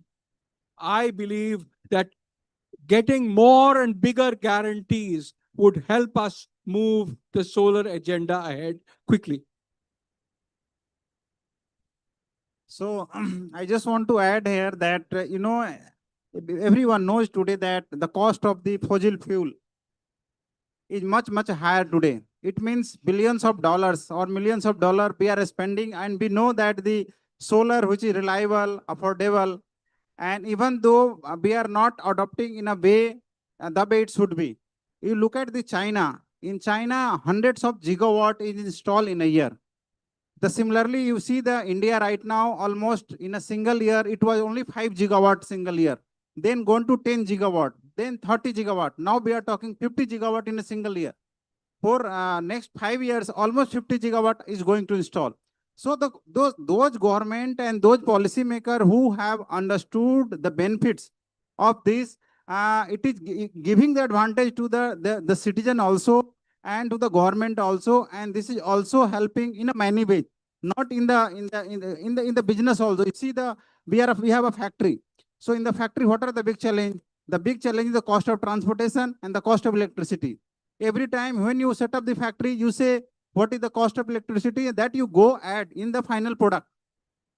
So I mean to say, if the cost of electricity is reduced by 2%, you can reduce the final product cost by 2%. And this is if the India can do, I hope so the other country, particularly the African and other country, can adopt.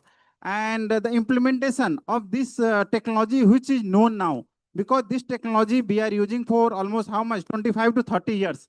And in a big way, the people are using. So we must adopt, I think, that I want to say. Thank you. My wish is that India adopts a long duration energy storage target, and that will become a reliability asset to the country. And that will not to become it won't be just a dream, it will become a reality when today the storage pledge is announced and actually making part of the action agenda, because that's a very clear steps to the pathway to how we're going to see benefits. So LDES target in India, getting the storage pledge into the action agenda so we can have the investment and lower capital to build more LDES for solar. Thank you. Thank you. That's great.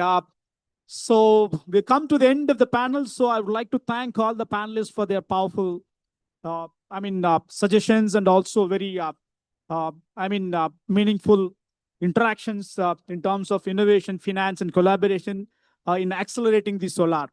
I hope the discussion was very useful to all of you. Obviously, I think Brazil is having huge potential. Already you are very high in terms of renewable, almost 80% of your power generation is renewable. You can easily achieve 100%. So with this, I would like to conclude this panel. Once again, thank you all for your time and suggestions. Thank you. Thank you very much. Thank you. Thank you.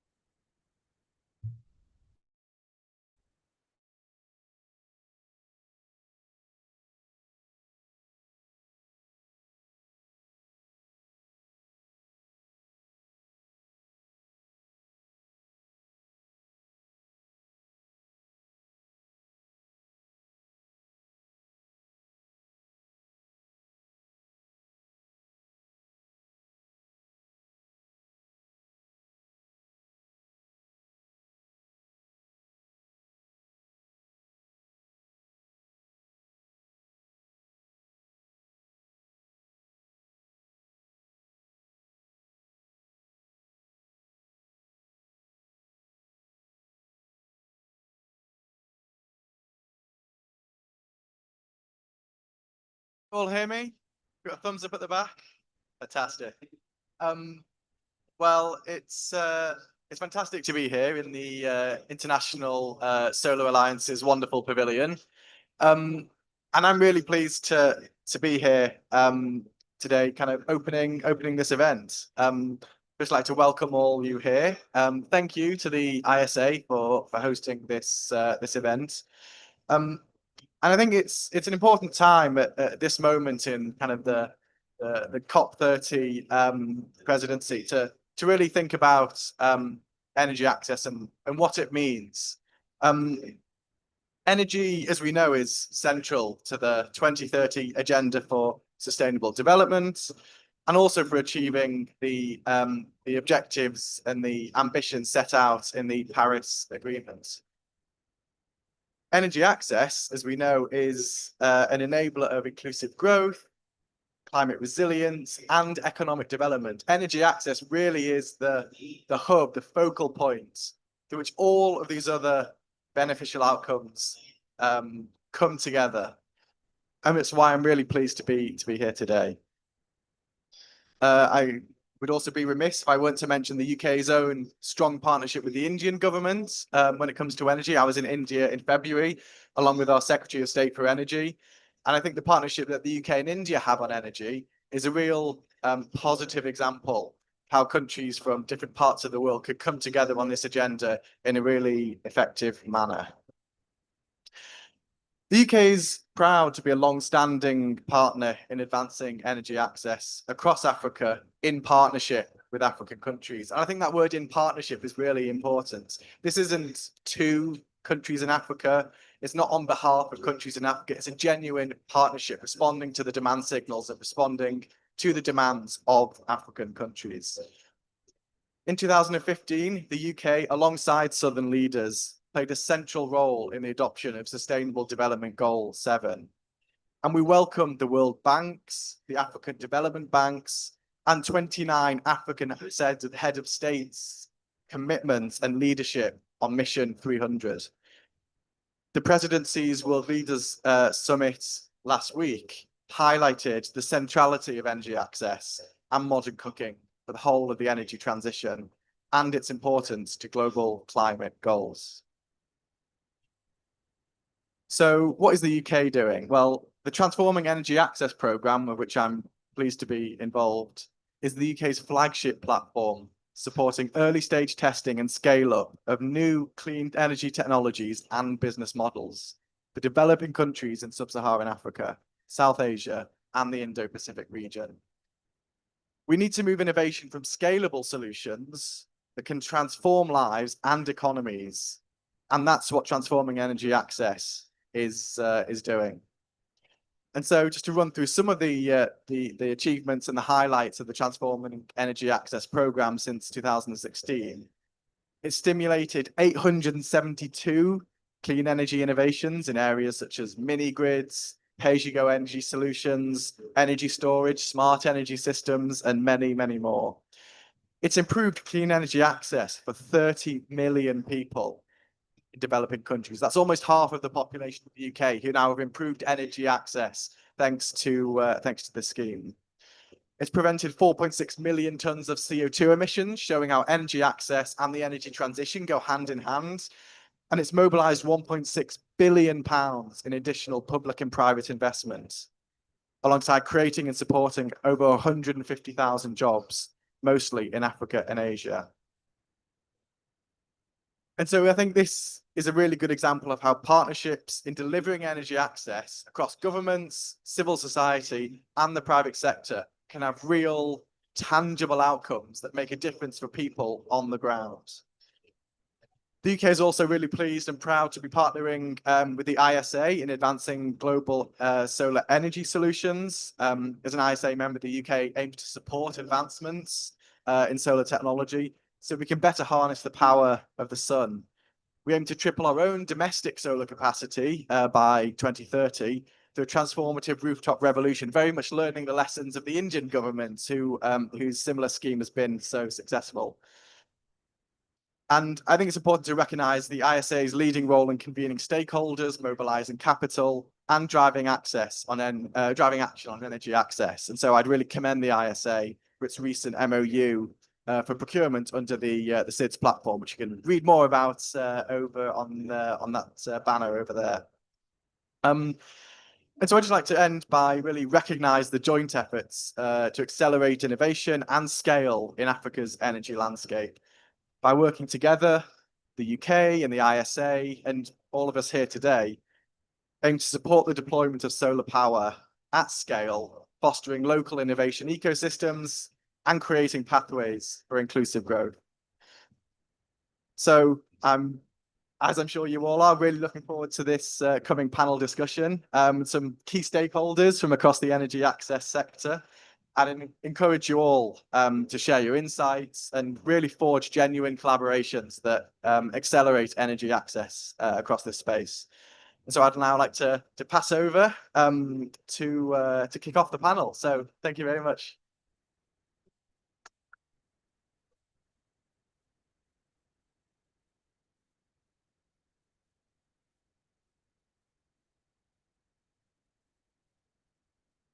Thank you very much for those very informative, insightful remarks that have set the scene for our panel discussion. Good afternoon, everyone, and welcome to a cool and comfortable pavilion. Thank you, ISS, for providing this.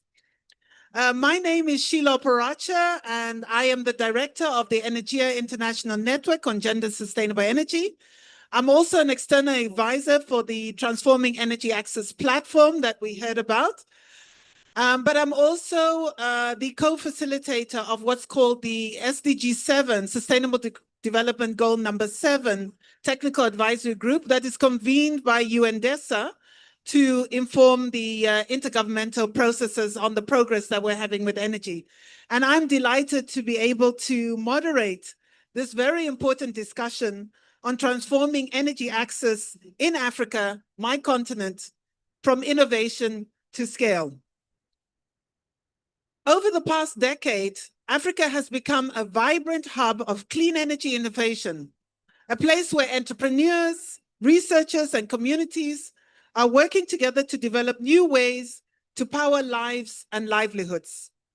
Innovation, particularly when it happens in our countries, whether it's new technologies, creative business models, or smarter financing, offers real opportunities to leapfrog from traditional energy barriers and deliver clean, reliable, and affordable electricity to communities that have been left behind for far too long. But despite these, some of the numbers from our continent are still a challenge. More than 600 million Africans still lack access to electricity. For them, energy access is not just about power, it's about economic opportunities. It's about jobs, education, health, and it's also about tackling gender inequality. So while there are many promising solutions, and this is why I'm excited about our discussion today, we now need to move from the isolated success stories to systemic inclusion, transformation, that can go to scale.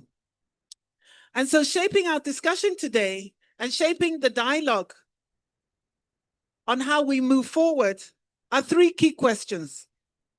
What innovations are breaking new ground in Africa's energy landscape? What barriers still stand in ways of scaling them up? And how can we build more inclusive, locally led systems that accelerate access and opportunities for all?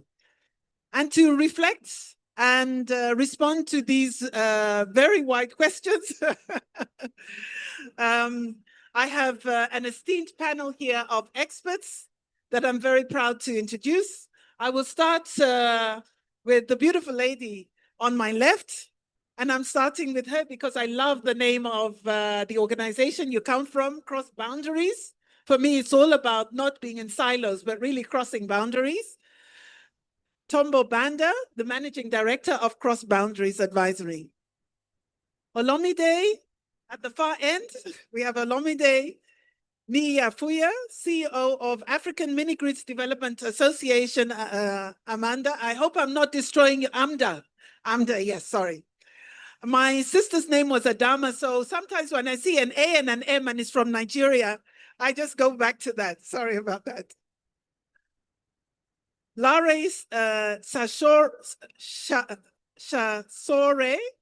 thank you. Senior Advisor, Energy Transition Planning, Sustainable Energy for All. And Marco Serena, Chief Sustainable Impact Officer, Private Infrastructure Development Group, PIDG. You're all most welcome to the panel. Tambo, like I said, I love the name Cross Boundaries, so I'm going to start with you. And I've been very impressed with the work that you're doing because it's been instrumental in unlocking private capital for distributed energy access across Africa. Could you share with us some of the work that your team is doing in key innovation achievements and how the T platform has supported your work? Sure thing. Thanks, Sheila. And hi, everyone. Lovely to see you all. So I lead the Innovation Lab at Cross Boundary. And at the Innovation Lab, we primarily test innovations that address the fundamental question that goes to investing in mini-grids. And that's essentially the business model of mini-grids. So mini-grids historically have had a lot of barrier to investment because the CapEx investment, which is required to put up a mini-grid, compared to the returns you get, don't quite match up. So at the Innovation Lab, we test innovations that either reduce cost, so that's on the technology side, or increase revenues. So that's, testing different business models. And we are grateful for the support of T because T actually allows us to de-risk the process of testing those innovations with developers. And we collect information from the developers who test these innovations on their sites, do the analysis and share it with the wider sector on the impact that those innovations have on the mini-grid business model. And some of the innovations that we've tested that, have really improved the mini-grid business model, I think the big one is appliance financing. So providing end users, consumers on the mini-grid with appliances, productive use equipment on credit that allows them to consume, but also generate income. And I think this is the most fundamental element of mini-grid development, is now applied throughout mini-grid sites. But on the technology side, we're testing exciting things like second life batteries. These are batteries from EVs that are no longer used for dynamic appliances. It can be used for stationary appliances, and they can reduce cost. We're testing things like mesh grids, which are interconnected systems that allow, power sharing between businesses and homes. So we've tested quite a lot of innovations, and it's quite exciting. I think we've seen a lot more investment go into mini grids. But I like the question that you asked, like, how do we now shift, to scale, like from these isolated, innovations to really achieving scale? And I think the discussion that has to happen is really around thinking about mini grids and energy access as an economic enabler. And therefore, governments have to think about energy access in terms of economic development. What does that mean? Connecting agro-processing, with markets, connecting health, education with energy access, thinking about that holistically will really, I think, allow us to get us to the next level scale in thinking through what energy access looks like. Thank you very much for that. So I really like what you said, thinking about energy access as enabler to economic development and the opportunity cost for not doing that, and using innovation to break some of those persistent barriers, but not stopping at innovation. I really liked how you describe how you feed your results of the tests that you do back into the sector and disseminate that much wider. Thank you for that. Alamide, let me turn to you for the next question.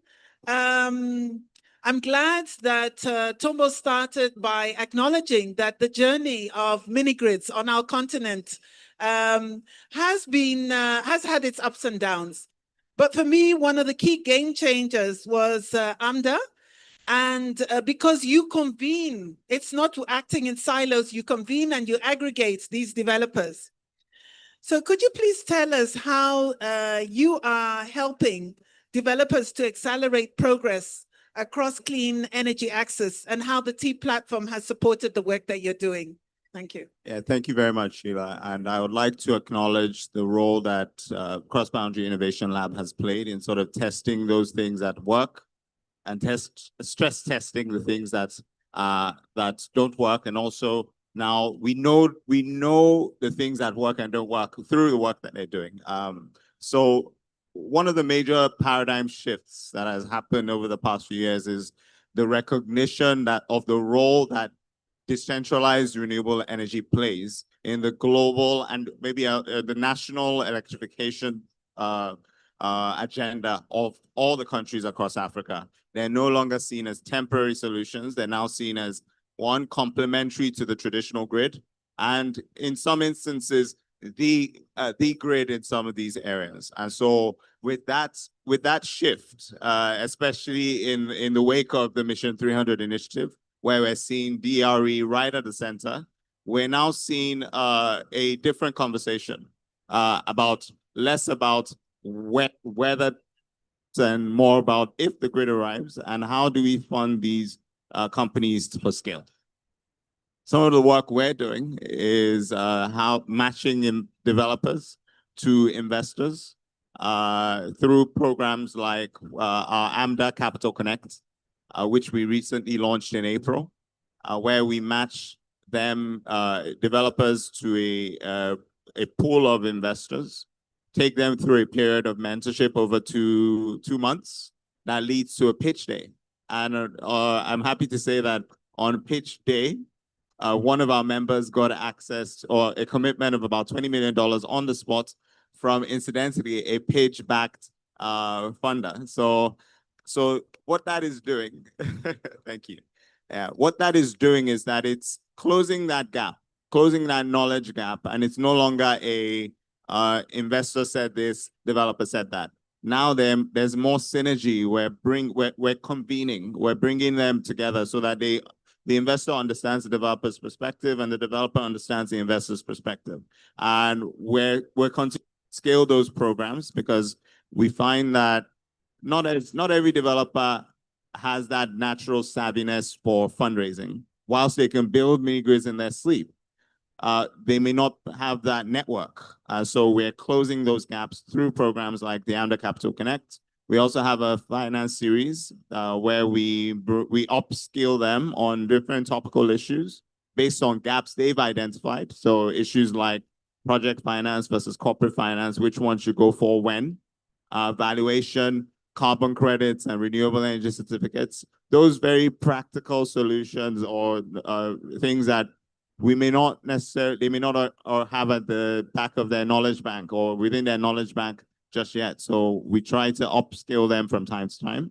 And one more program, which I'm very proud of because I signed the contract with Camco just as I was about to go to sleep last night, for a CFO placement initiative where we will match qualified chief financial officers with a group of mini grid developers or up 6 to 10 companies for a period of 6 to 12 months.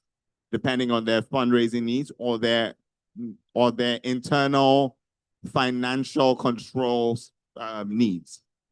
What that would do is that you have a series of qualified CFOs that are matched with these companies to help them sort of, clean up and refine their pitching and their financial controls.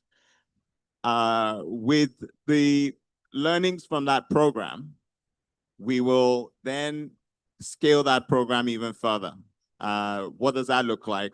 The idea is that really of the 61 members that we currently have, we want to have at least 30 members that are being matched with very solid, high quality CFOs.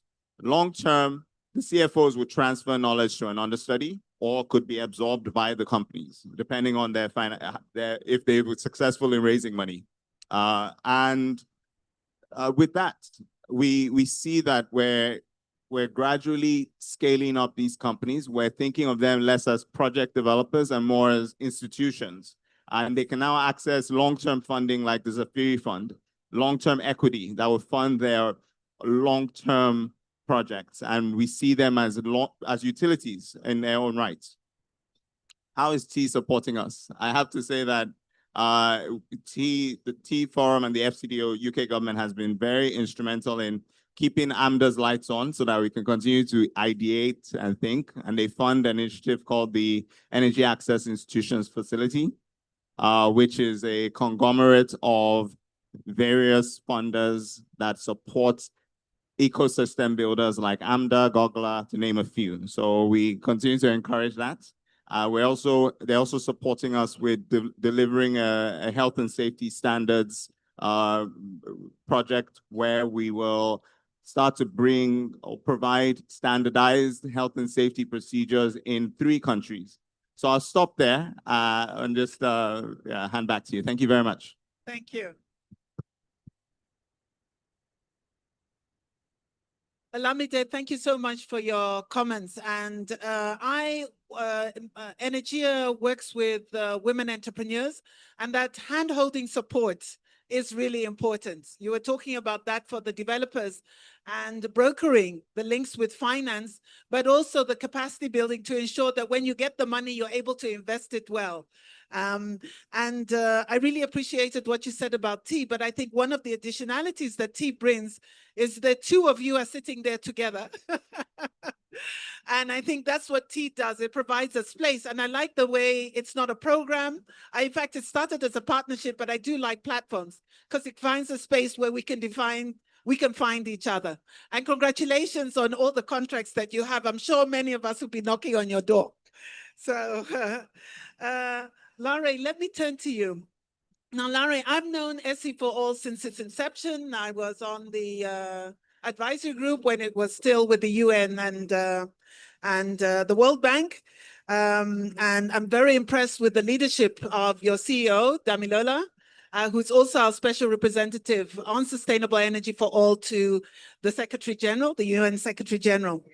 And I think what has also impressed me is how SE4All has linked both policy and delivery. You've gone through many different lives, but I really like the model that you're using now, linking policy delivery. Why? Because you can speak to policy based on evidence and based on the realities on the ground. So could you share with us some of the ways that SE4 is accelerating energy access on the continent and how the T platform has supported your work? Thank you. Thanks so much for that. I'll start first of all with the support that T has provided and then talk a bit more about some of the practical work that we're doing. I mean, Olamide made reference to the support that they've got from T and how it supports innovation. And it's similar to SE4All as well. It sort of allows us to do the on-the-ground deployments that we need to do. So 3 broad areas that we've had support on. And one is, first of all, we are the secretariat to the mini-grids partnership. And again, I'm sure Olamide can attest to this, mini-grids have increasingly become the least cost way to achieve access on the continent. And it supports so many, in addition to access, it also supports productive use, it supports growth, and that's what we'd like to see. Another area in which we're able to work with or secure support from T is also with the Powering Healthcare Innovation Fund that allows us to do so much in powering social infrastructure. One of the projects that we're really proud of is in Sierra Leone, where we've built mini grids for tertiary healthcare institutions. And that does such a great, goes such a long way to support health outcomes or to improve health outcomes. I simply can't tell you how helpful that has been, for example. And then finally, it also supports our thought leadership work as well. We've been able to, through support from T, publish a report on the global state of the market with respect to mini grids. So that's what it's done for us overall. So it's a broad spectrum of thought leadership to practical work. Now, with respect to access and what we're doing at the moment, I mean, we have all our traditional programs around mini grids, supporting governments and countries with improving policy, especially around tariffs for mini grids. But something that's really interesting that we are working on is Mission 300 in partnership with the World Bank and the African Development Bank. And in that, we are able to support these two large multilaterals with driving energy access, because Mission 300 has a goal to achieve the electrification of 300 million people in Africa by 2030, and that's not very far away. So what we've been doing, again, through the learnings that we've been able to secure through our support from T, we're now able to expand this in a live continent-wide program like Mission 300. So through that, we are doing a lot of work around access, including clean cooking, electrification of clean cooking.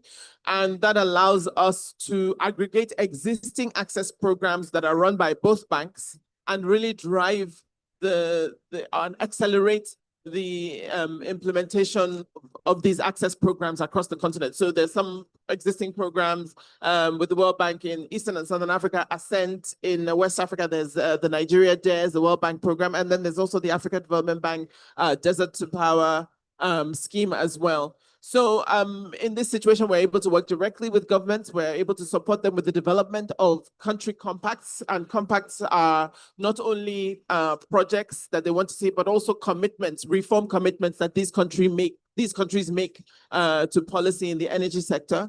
So they develop these compacts, and ESIFOL is there to support the monitoring and the delivery of these compacts. And we're not supporting the countries to achieve anything that they do not say they would like to do.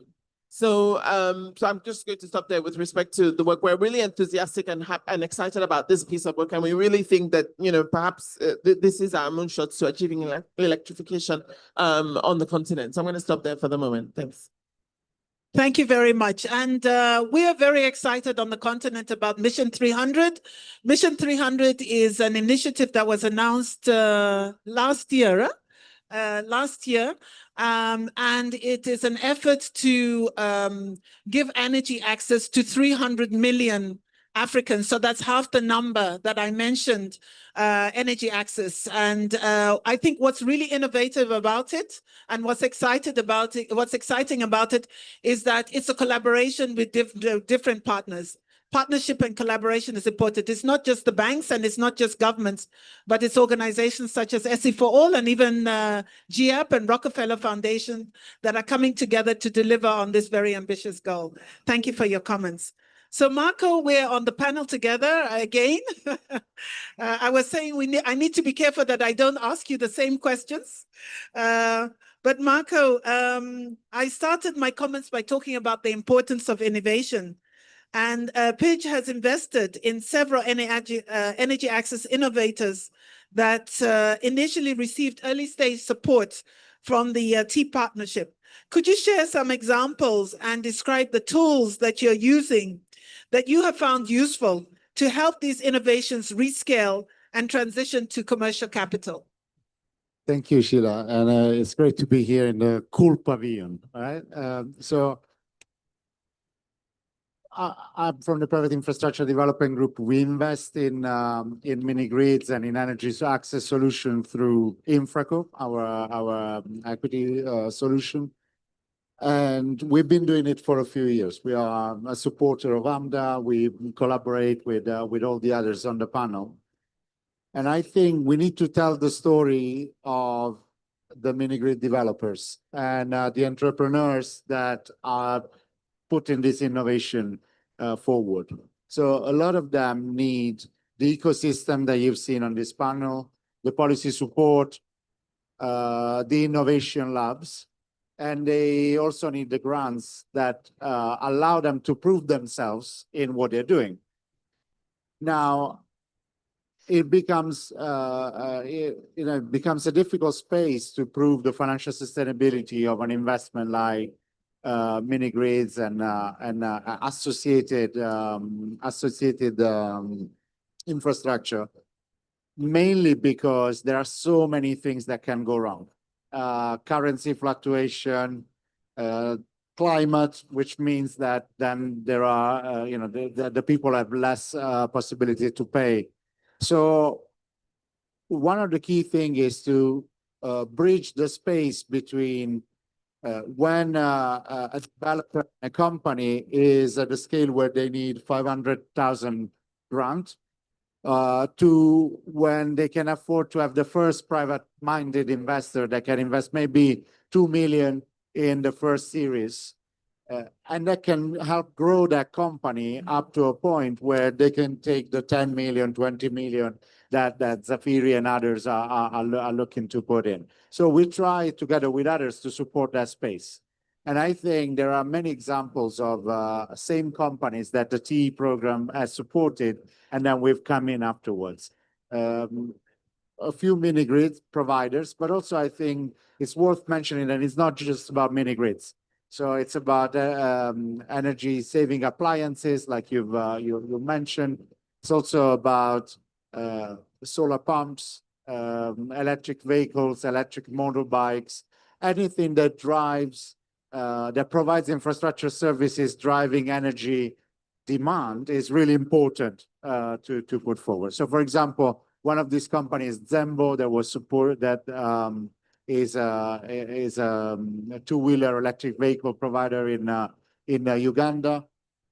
And what we've done is, after the support that they've received from the T program, we've come in with an equity investment that allowed them to scale up to a level that now can reach 30,000 motorbikes. So I think that is the model where there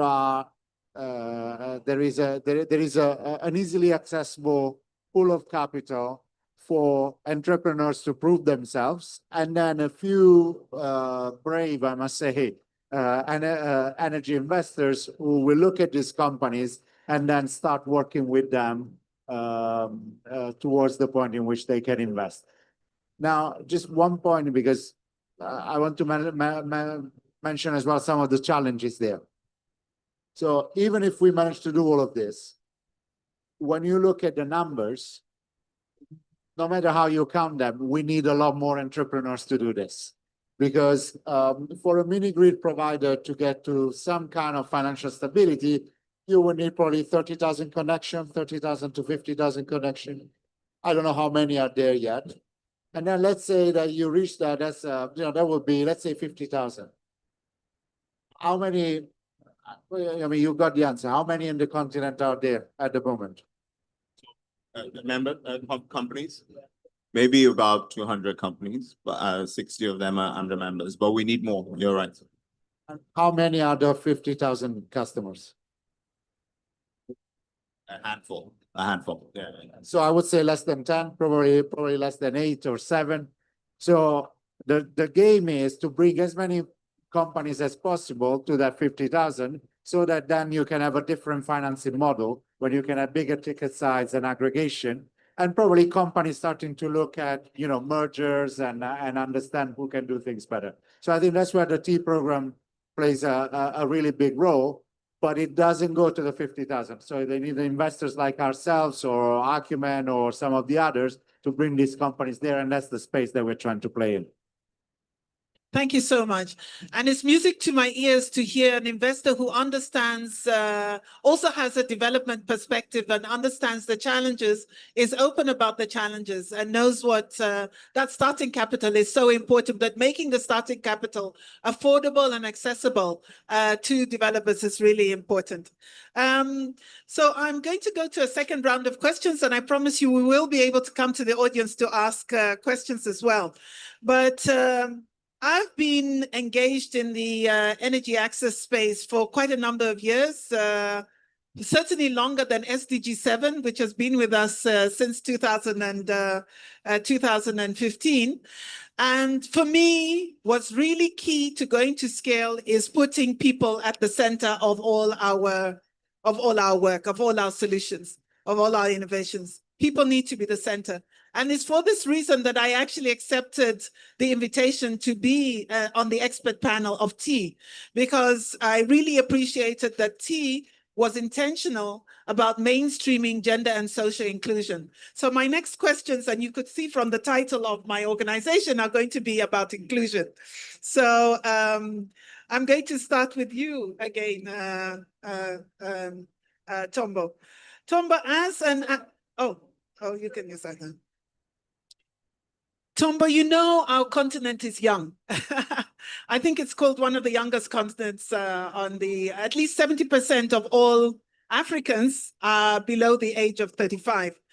So as an African female leader in energy access, could you share a little bit about your personal journey and any advice that you would offer to young African women entering this space? Yes, I would love to do that. So a bit about my journey. So I'm born and raised in Malawi, and it's a country with an electrification rate of under 15%. So from a very young age, I was very acutely aware of the impact that electricity had on my life and, you know, others around me. So I was always interested in sort of getting into the energy space. I was also blessed to have a dad who was an engineer and really convinced me to also pursue an engineering path. And he did that because he said, you know, engineers solve problems. You're interested in solving problems, become an engineer. And it was amazing advice. So I trained as an engineer. I worked in the engineering field and then, you know, moved to consultancy, now into energy, and now more broadly into the investment space. So I think advice I would give to other young ladies who want to follow this path is, number one, I would say pursue a technical education. I think I value my engineering degree and my technical knowledge because, you know, no one can, pardon the French, bullshit me about, you know, technical things. You know, I understand it, I know it well. And that foundation really allows me to have informed discussions, informed decision-making about, you know, innovations that we're going to test. And the money stuff can come later. I think that's the easy part. If you understand the fundamentals of actually what you're trying to do, the money part flows. So I would actually recommend get a technical education, get some technical experience before you kind of come into this sort of money side of things.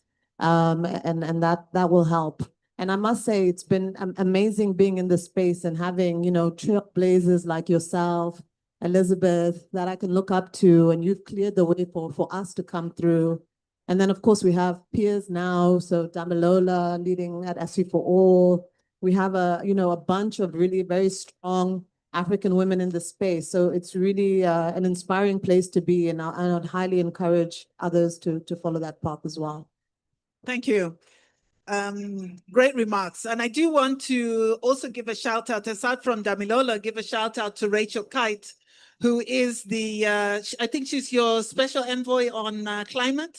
And she has also been, and Mary Robinson before everyone else, Her Excellency Mary Robinson from the UK, for being those role models.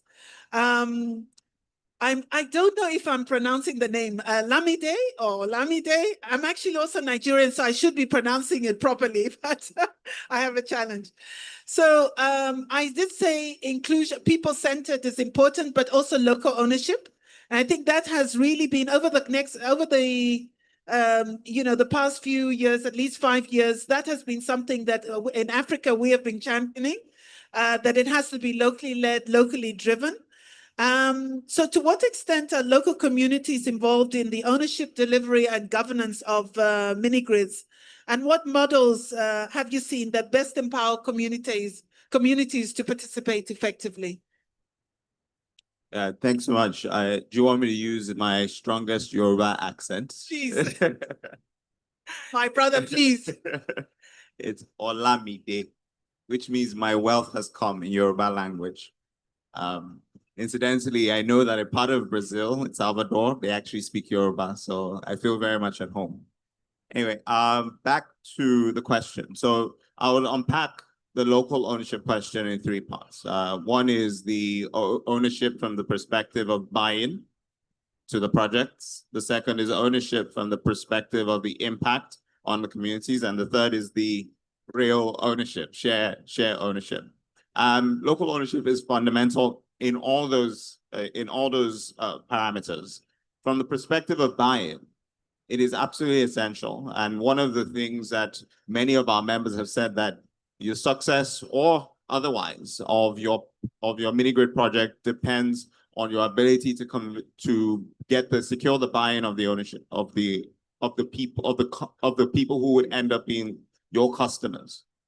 One of many ways we've seen that buy-in is in various rural peri-urban communities in Africa. You'll find that there's usually a village or a local chief that is that represents the community. So they typically would engage through those paths. Some might have associations sort of that represent them. So once a mini-grid developer is trying to set up a shop in an identified community, they would work through those organizations to secure buy-in. That helps, one, because you're able to secure what we call the exclusivity agreements with those communities, which gives you time to run your feasibilities, probably fundraise, close your secure the grants from programs like the Distributed Access Through Renewable Energy at Scale program. What that does also is that it helps the developer understand the community a bit better. What are the commercial opportunities? What type of community is it? Is it an agriculture-based community? Is there opportunities for productive use? So that way you know exactly, you're doing your KYC, you know your customer. You can right-size your technology to suit the exact needs of that community. From the perspective of impact, one of the smartest things that many companies are doing is that they're hiring people from those local communities to either as technicians or as community engagement specialists.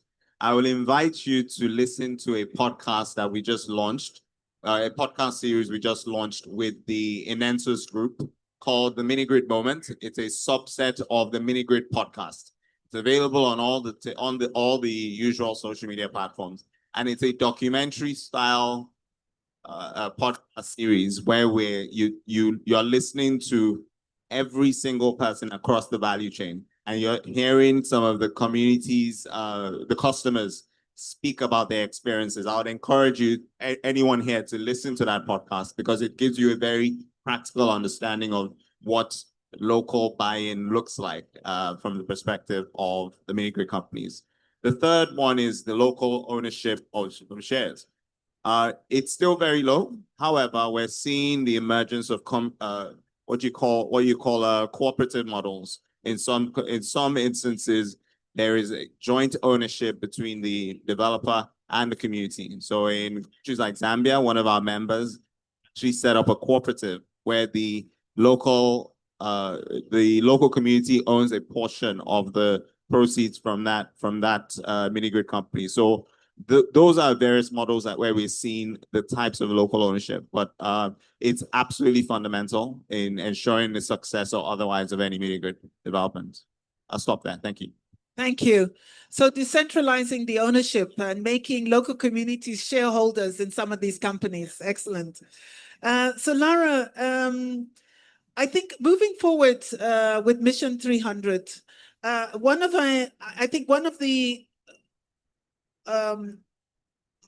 the ways in which it's really going to deliver impact is how it's going to balance its bottom-up and top-down approach.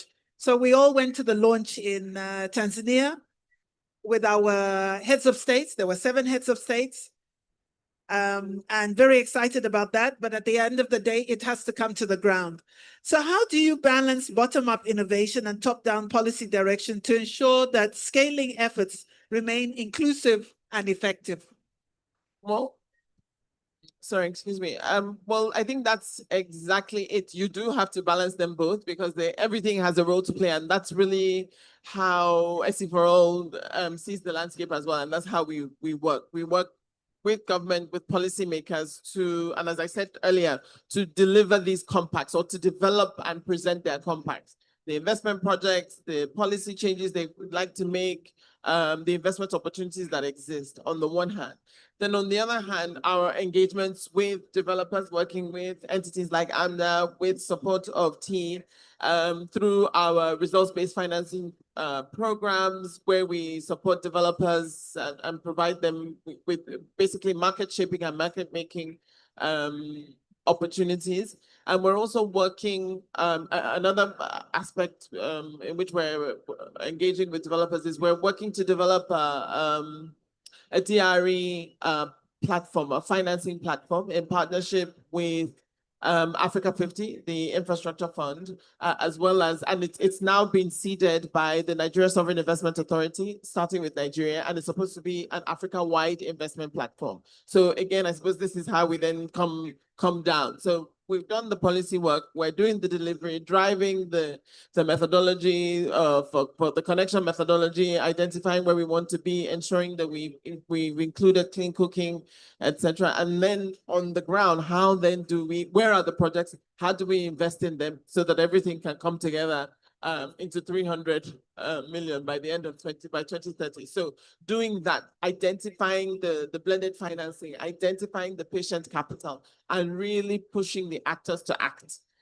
basically. So we're very enthusiastic about this DRE platform that I think it was announced earlier this year in Africa 50 and NSIA. So that work has begun, and we're now basically bringing together and mobilizing other financiers to grow this Africa-wide fund. So we do need to balance everything. We do need to bring everyone together to this goal. And I think it's about time. We're seeing a lot of results. I mean, you guys have had such a great conversation. I'm very heartened to hear the progress that's there, the work that Cross Boundary has done. So I think we're there. We just need to bring everything together.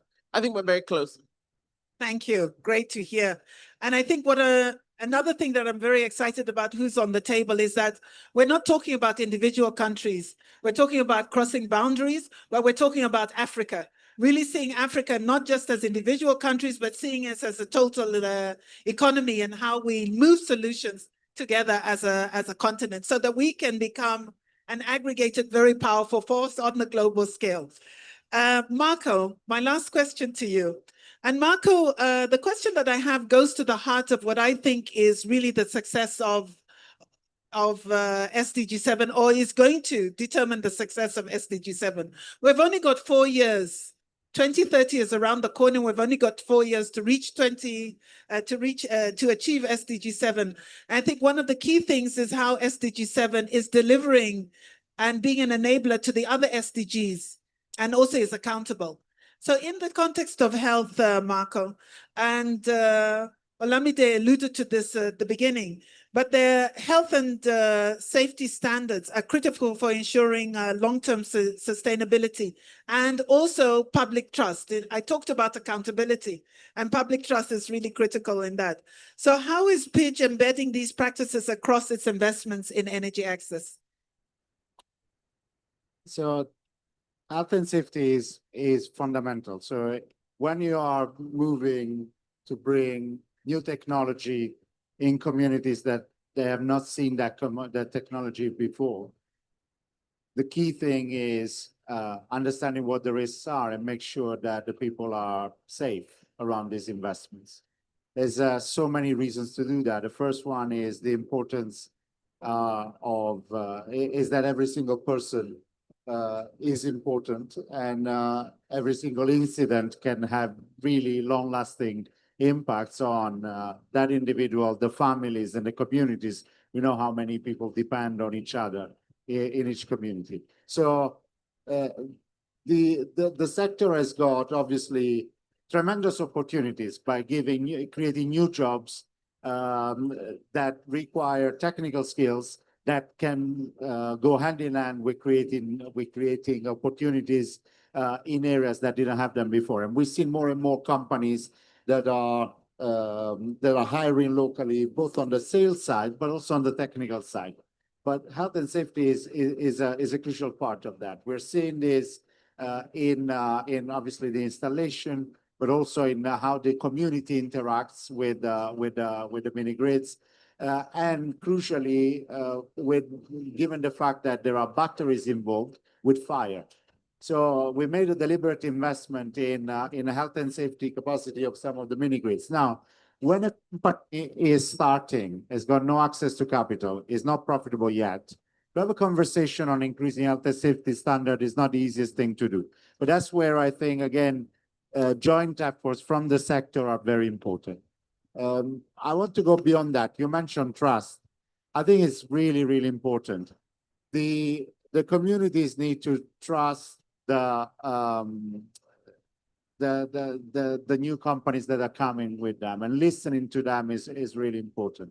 So one of the things that we're also working on is providing access or working with our investees, with our mini grid providers, to go to social facility and schools and hospitals across the board, because that at the beginning there was a lot of isolation in the sector. So we would have health programs that would only think about providing electricity for schools or for hospitals, and the communities around wouldn't have electricity. And these things don't work because they create mistrust and they're not accepted in the community. So I think what works is to think about servicing regions and entire communities, and then ensuring that as many people as possible benefit and can become customer, supporting those who need it, with mechanisms to do that.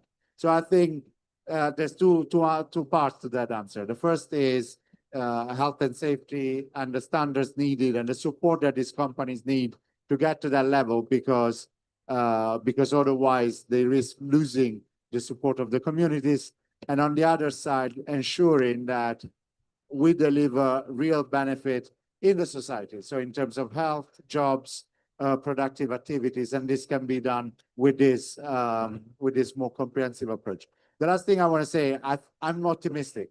It's a very difficult sector where, from an investor perspective, I think we've had highs and lows, and we went through the phase in which we thought that everything was going to be easy, and then realized it was not going to be easy anymore. But I think there are now enough initiatives that are looking for scale and coordination that make me optimistic about progress going forward. Thank you very much. Now, I did want to open up for questions, but I'm just looking at the time. And do you think I have just one question? One or two questions? Okay, so I've been allowed to do so. So aren't there any, and it doesn't have to be a question. It can also be your own experiences. So it can be an intervention if anyone would like to take the floor. Yes, please.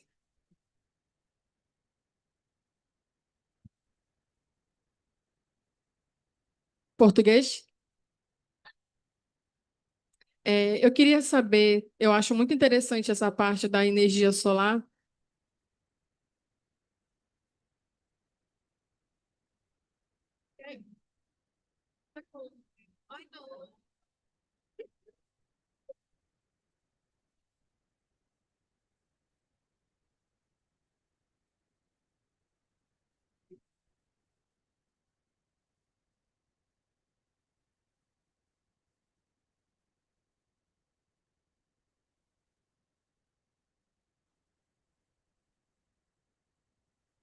Can I talk for her?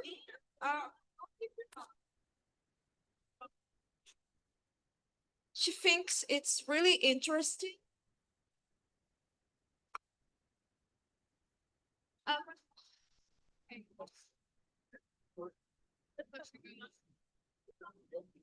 For her, yeah. Eu acho muito interessante essa temática da energia solar. She thinks it's really interesting the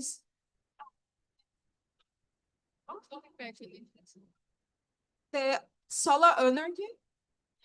Eu gostaria de saber She would like to know o que eu posso fazer para investir nisso logo de início. O que eu posso fazer? Eu tenho interesse em investir no assunto. O que eu tenho que fazer? to have an interest in invest in this thematic. E qual é o tipo de benefício de investimento que é voltado para esse caso? And what is the type of investment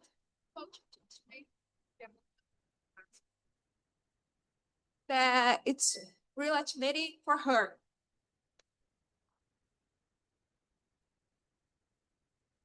I think I'm going to keep it to one question. Yeah. So, yes, the question is about investments and the type of investments that you would need. Who would like to? Marco. So at the moment, the space is still small but growing. And so the investment opportunities that we're seeing are a combination of equity, so patient because the risks are still very high, with some grants that help on the capital cost and the startup cost of the investment. There are a lot more opportunities later on because we've tried to look at the future revenues of a company and invest through that, so release value from that. So put that together into a package that somebody can finance, and with that we can you buy the right to the future revenues, and then you can finance these initial stages. And I think cross-boundary on the other side of your business is doing some aggregation as well at a larger side. But at the moment, most of it is grant and equity investment, right? Yes. There's a bit of that starting with guarantees as well that I've seen. One key thing is this is a local currency revenue business and local currency has a lot of fluctuation. And that means that for dollar investors, it becomes even more difficult. So that's one of the key things. But a lot of the initial CapEx investment is in dollar. So this is one of the challenge for which we are together finding solutions to that investment. So just to add, what we need for scale. So it's great to have grant subsidies that support upfront acquisition of CapEx. But what we need for scale are two things. One is building sustainable business models where the revenue assurance is taken care of. And we're starting to see the emergence, or we see the emergence of various solutions or business models like very much productive use of electricity, where you provide appliance financing to the community based on their needs. So for example, if a community is known for rice production, you can provide a milling machine. So it means that they can industrialize or scale up their production, which means that they're earning enough money to pay back for the power that they're consuming. And they're also being the power pretty much all day.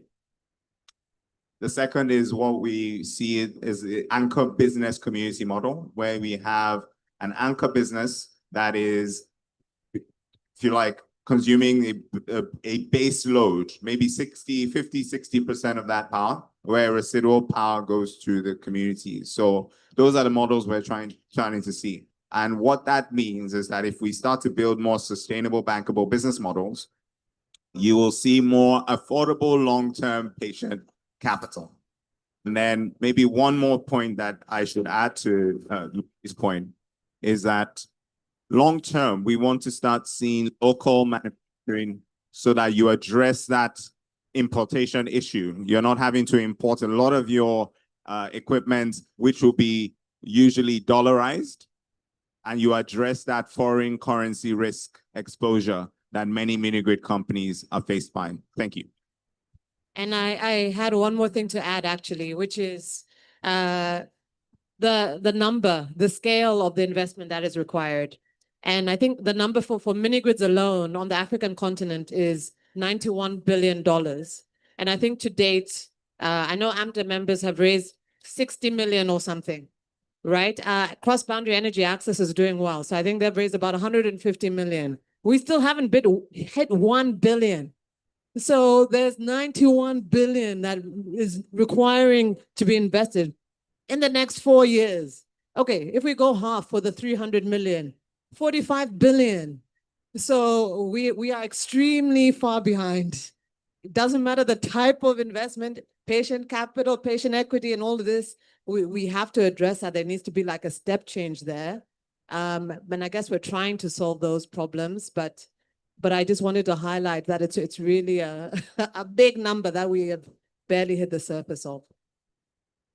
Thank you. Thank you for the question and thank you for the responses.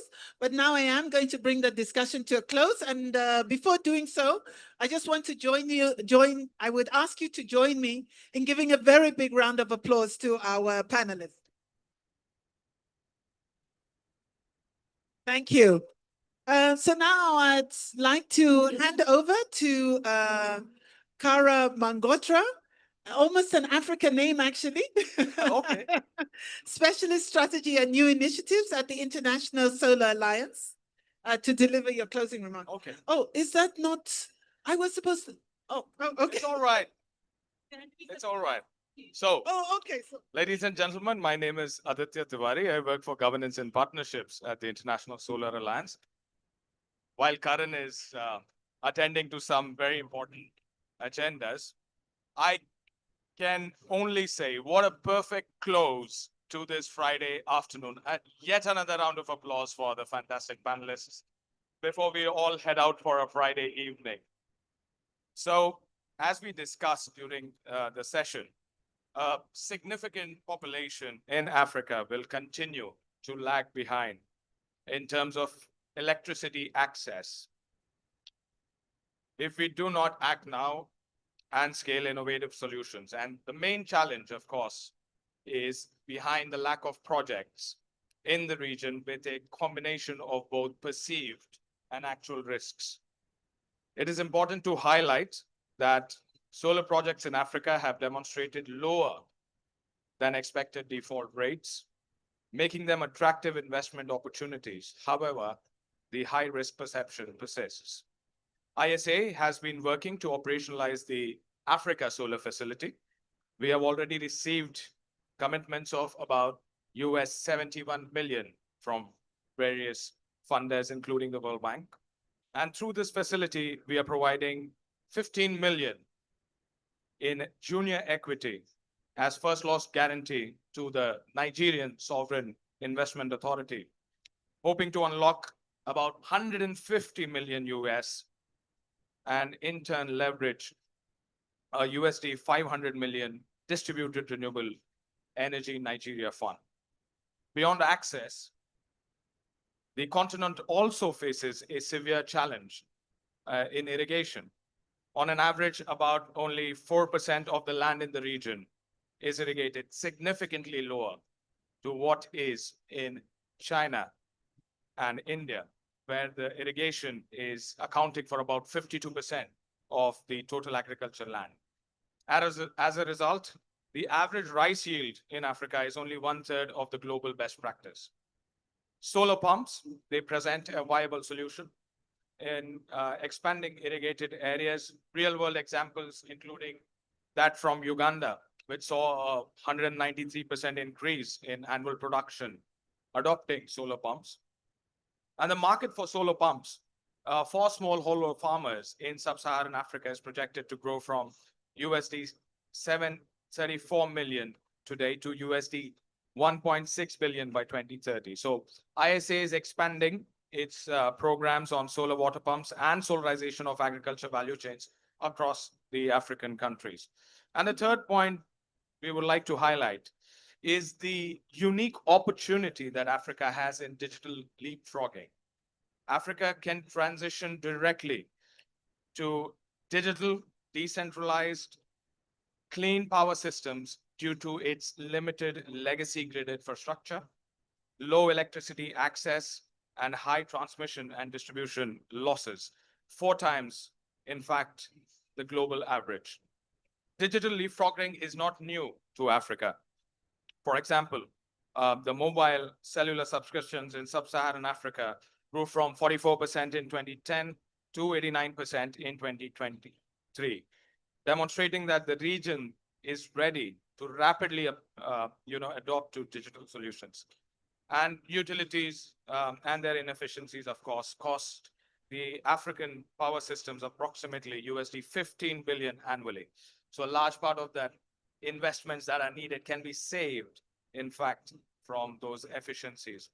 It's driven by power theft, poor collection, and operational challenges, making digitization indispensable. So at the International Solar Alliance, we are working on a multi-donor trust fund and a digital twinning initiative with the aim to accelerate this transformation by supporting digital twins, AI-based network organization, competitive tendering, and a unified knowledge platform. So with this, thank you so much for joining us at a very wonderful Friday afternoon. We wish you the very best and a great, great, great COP30. Thank you all for joining us.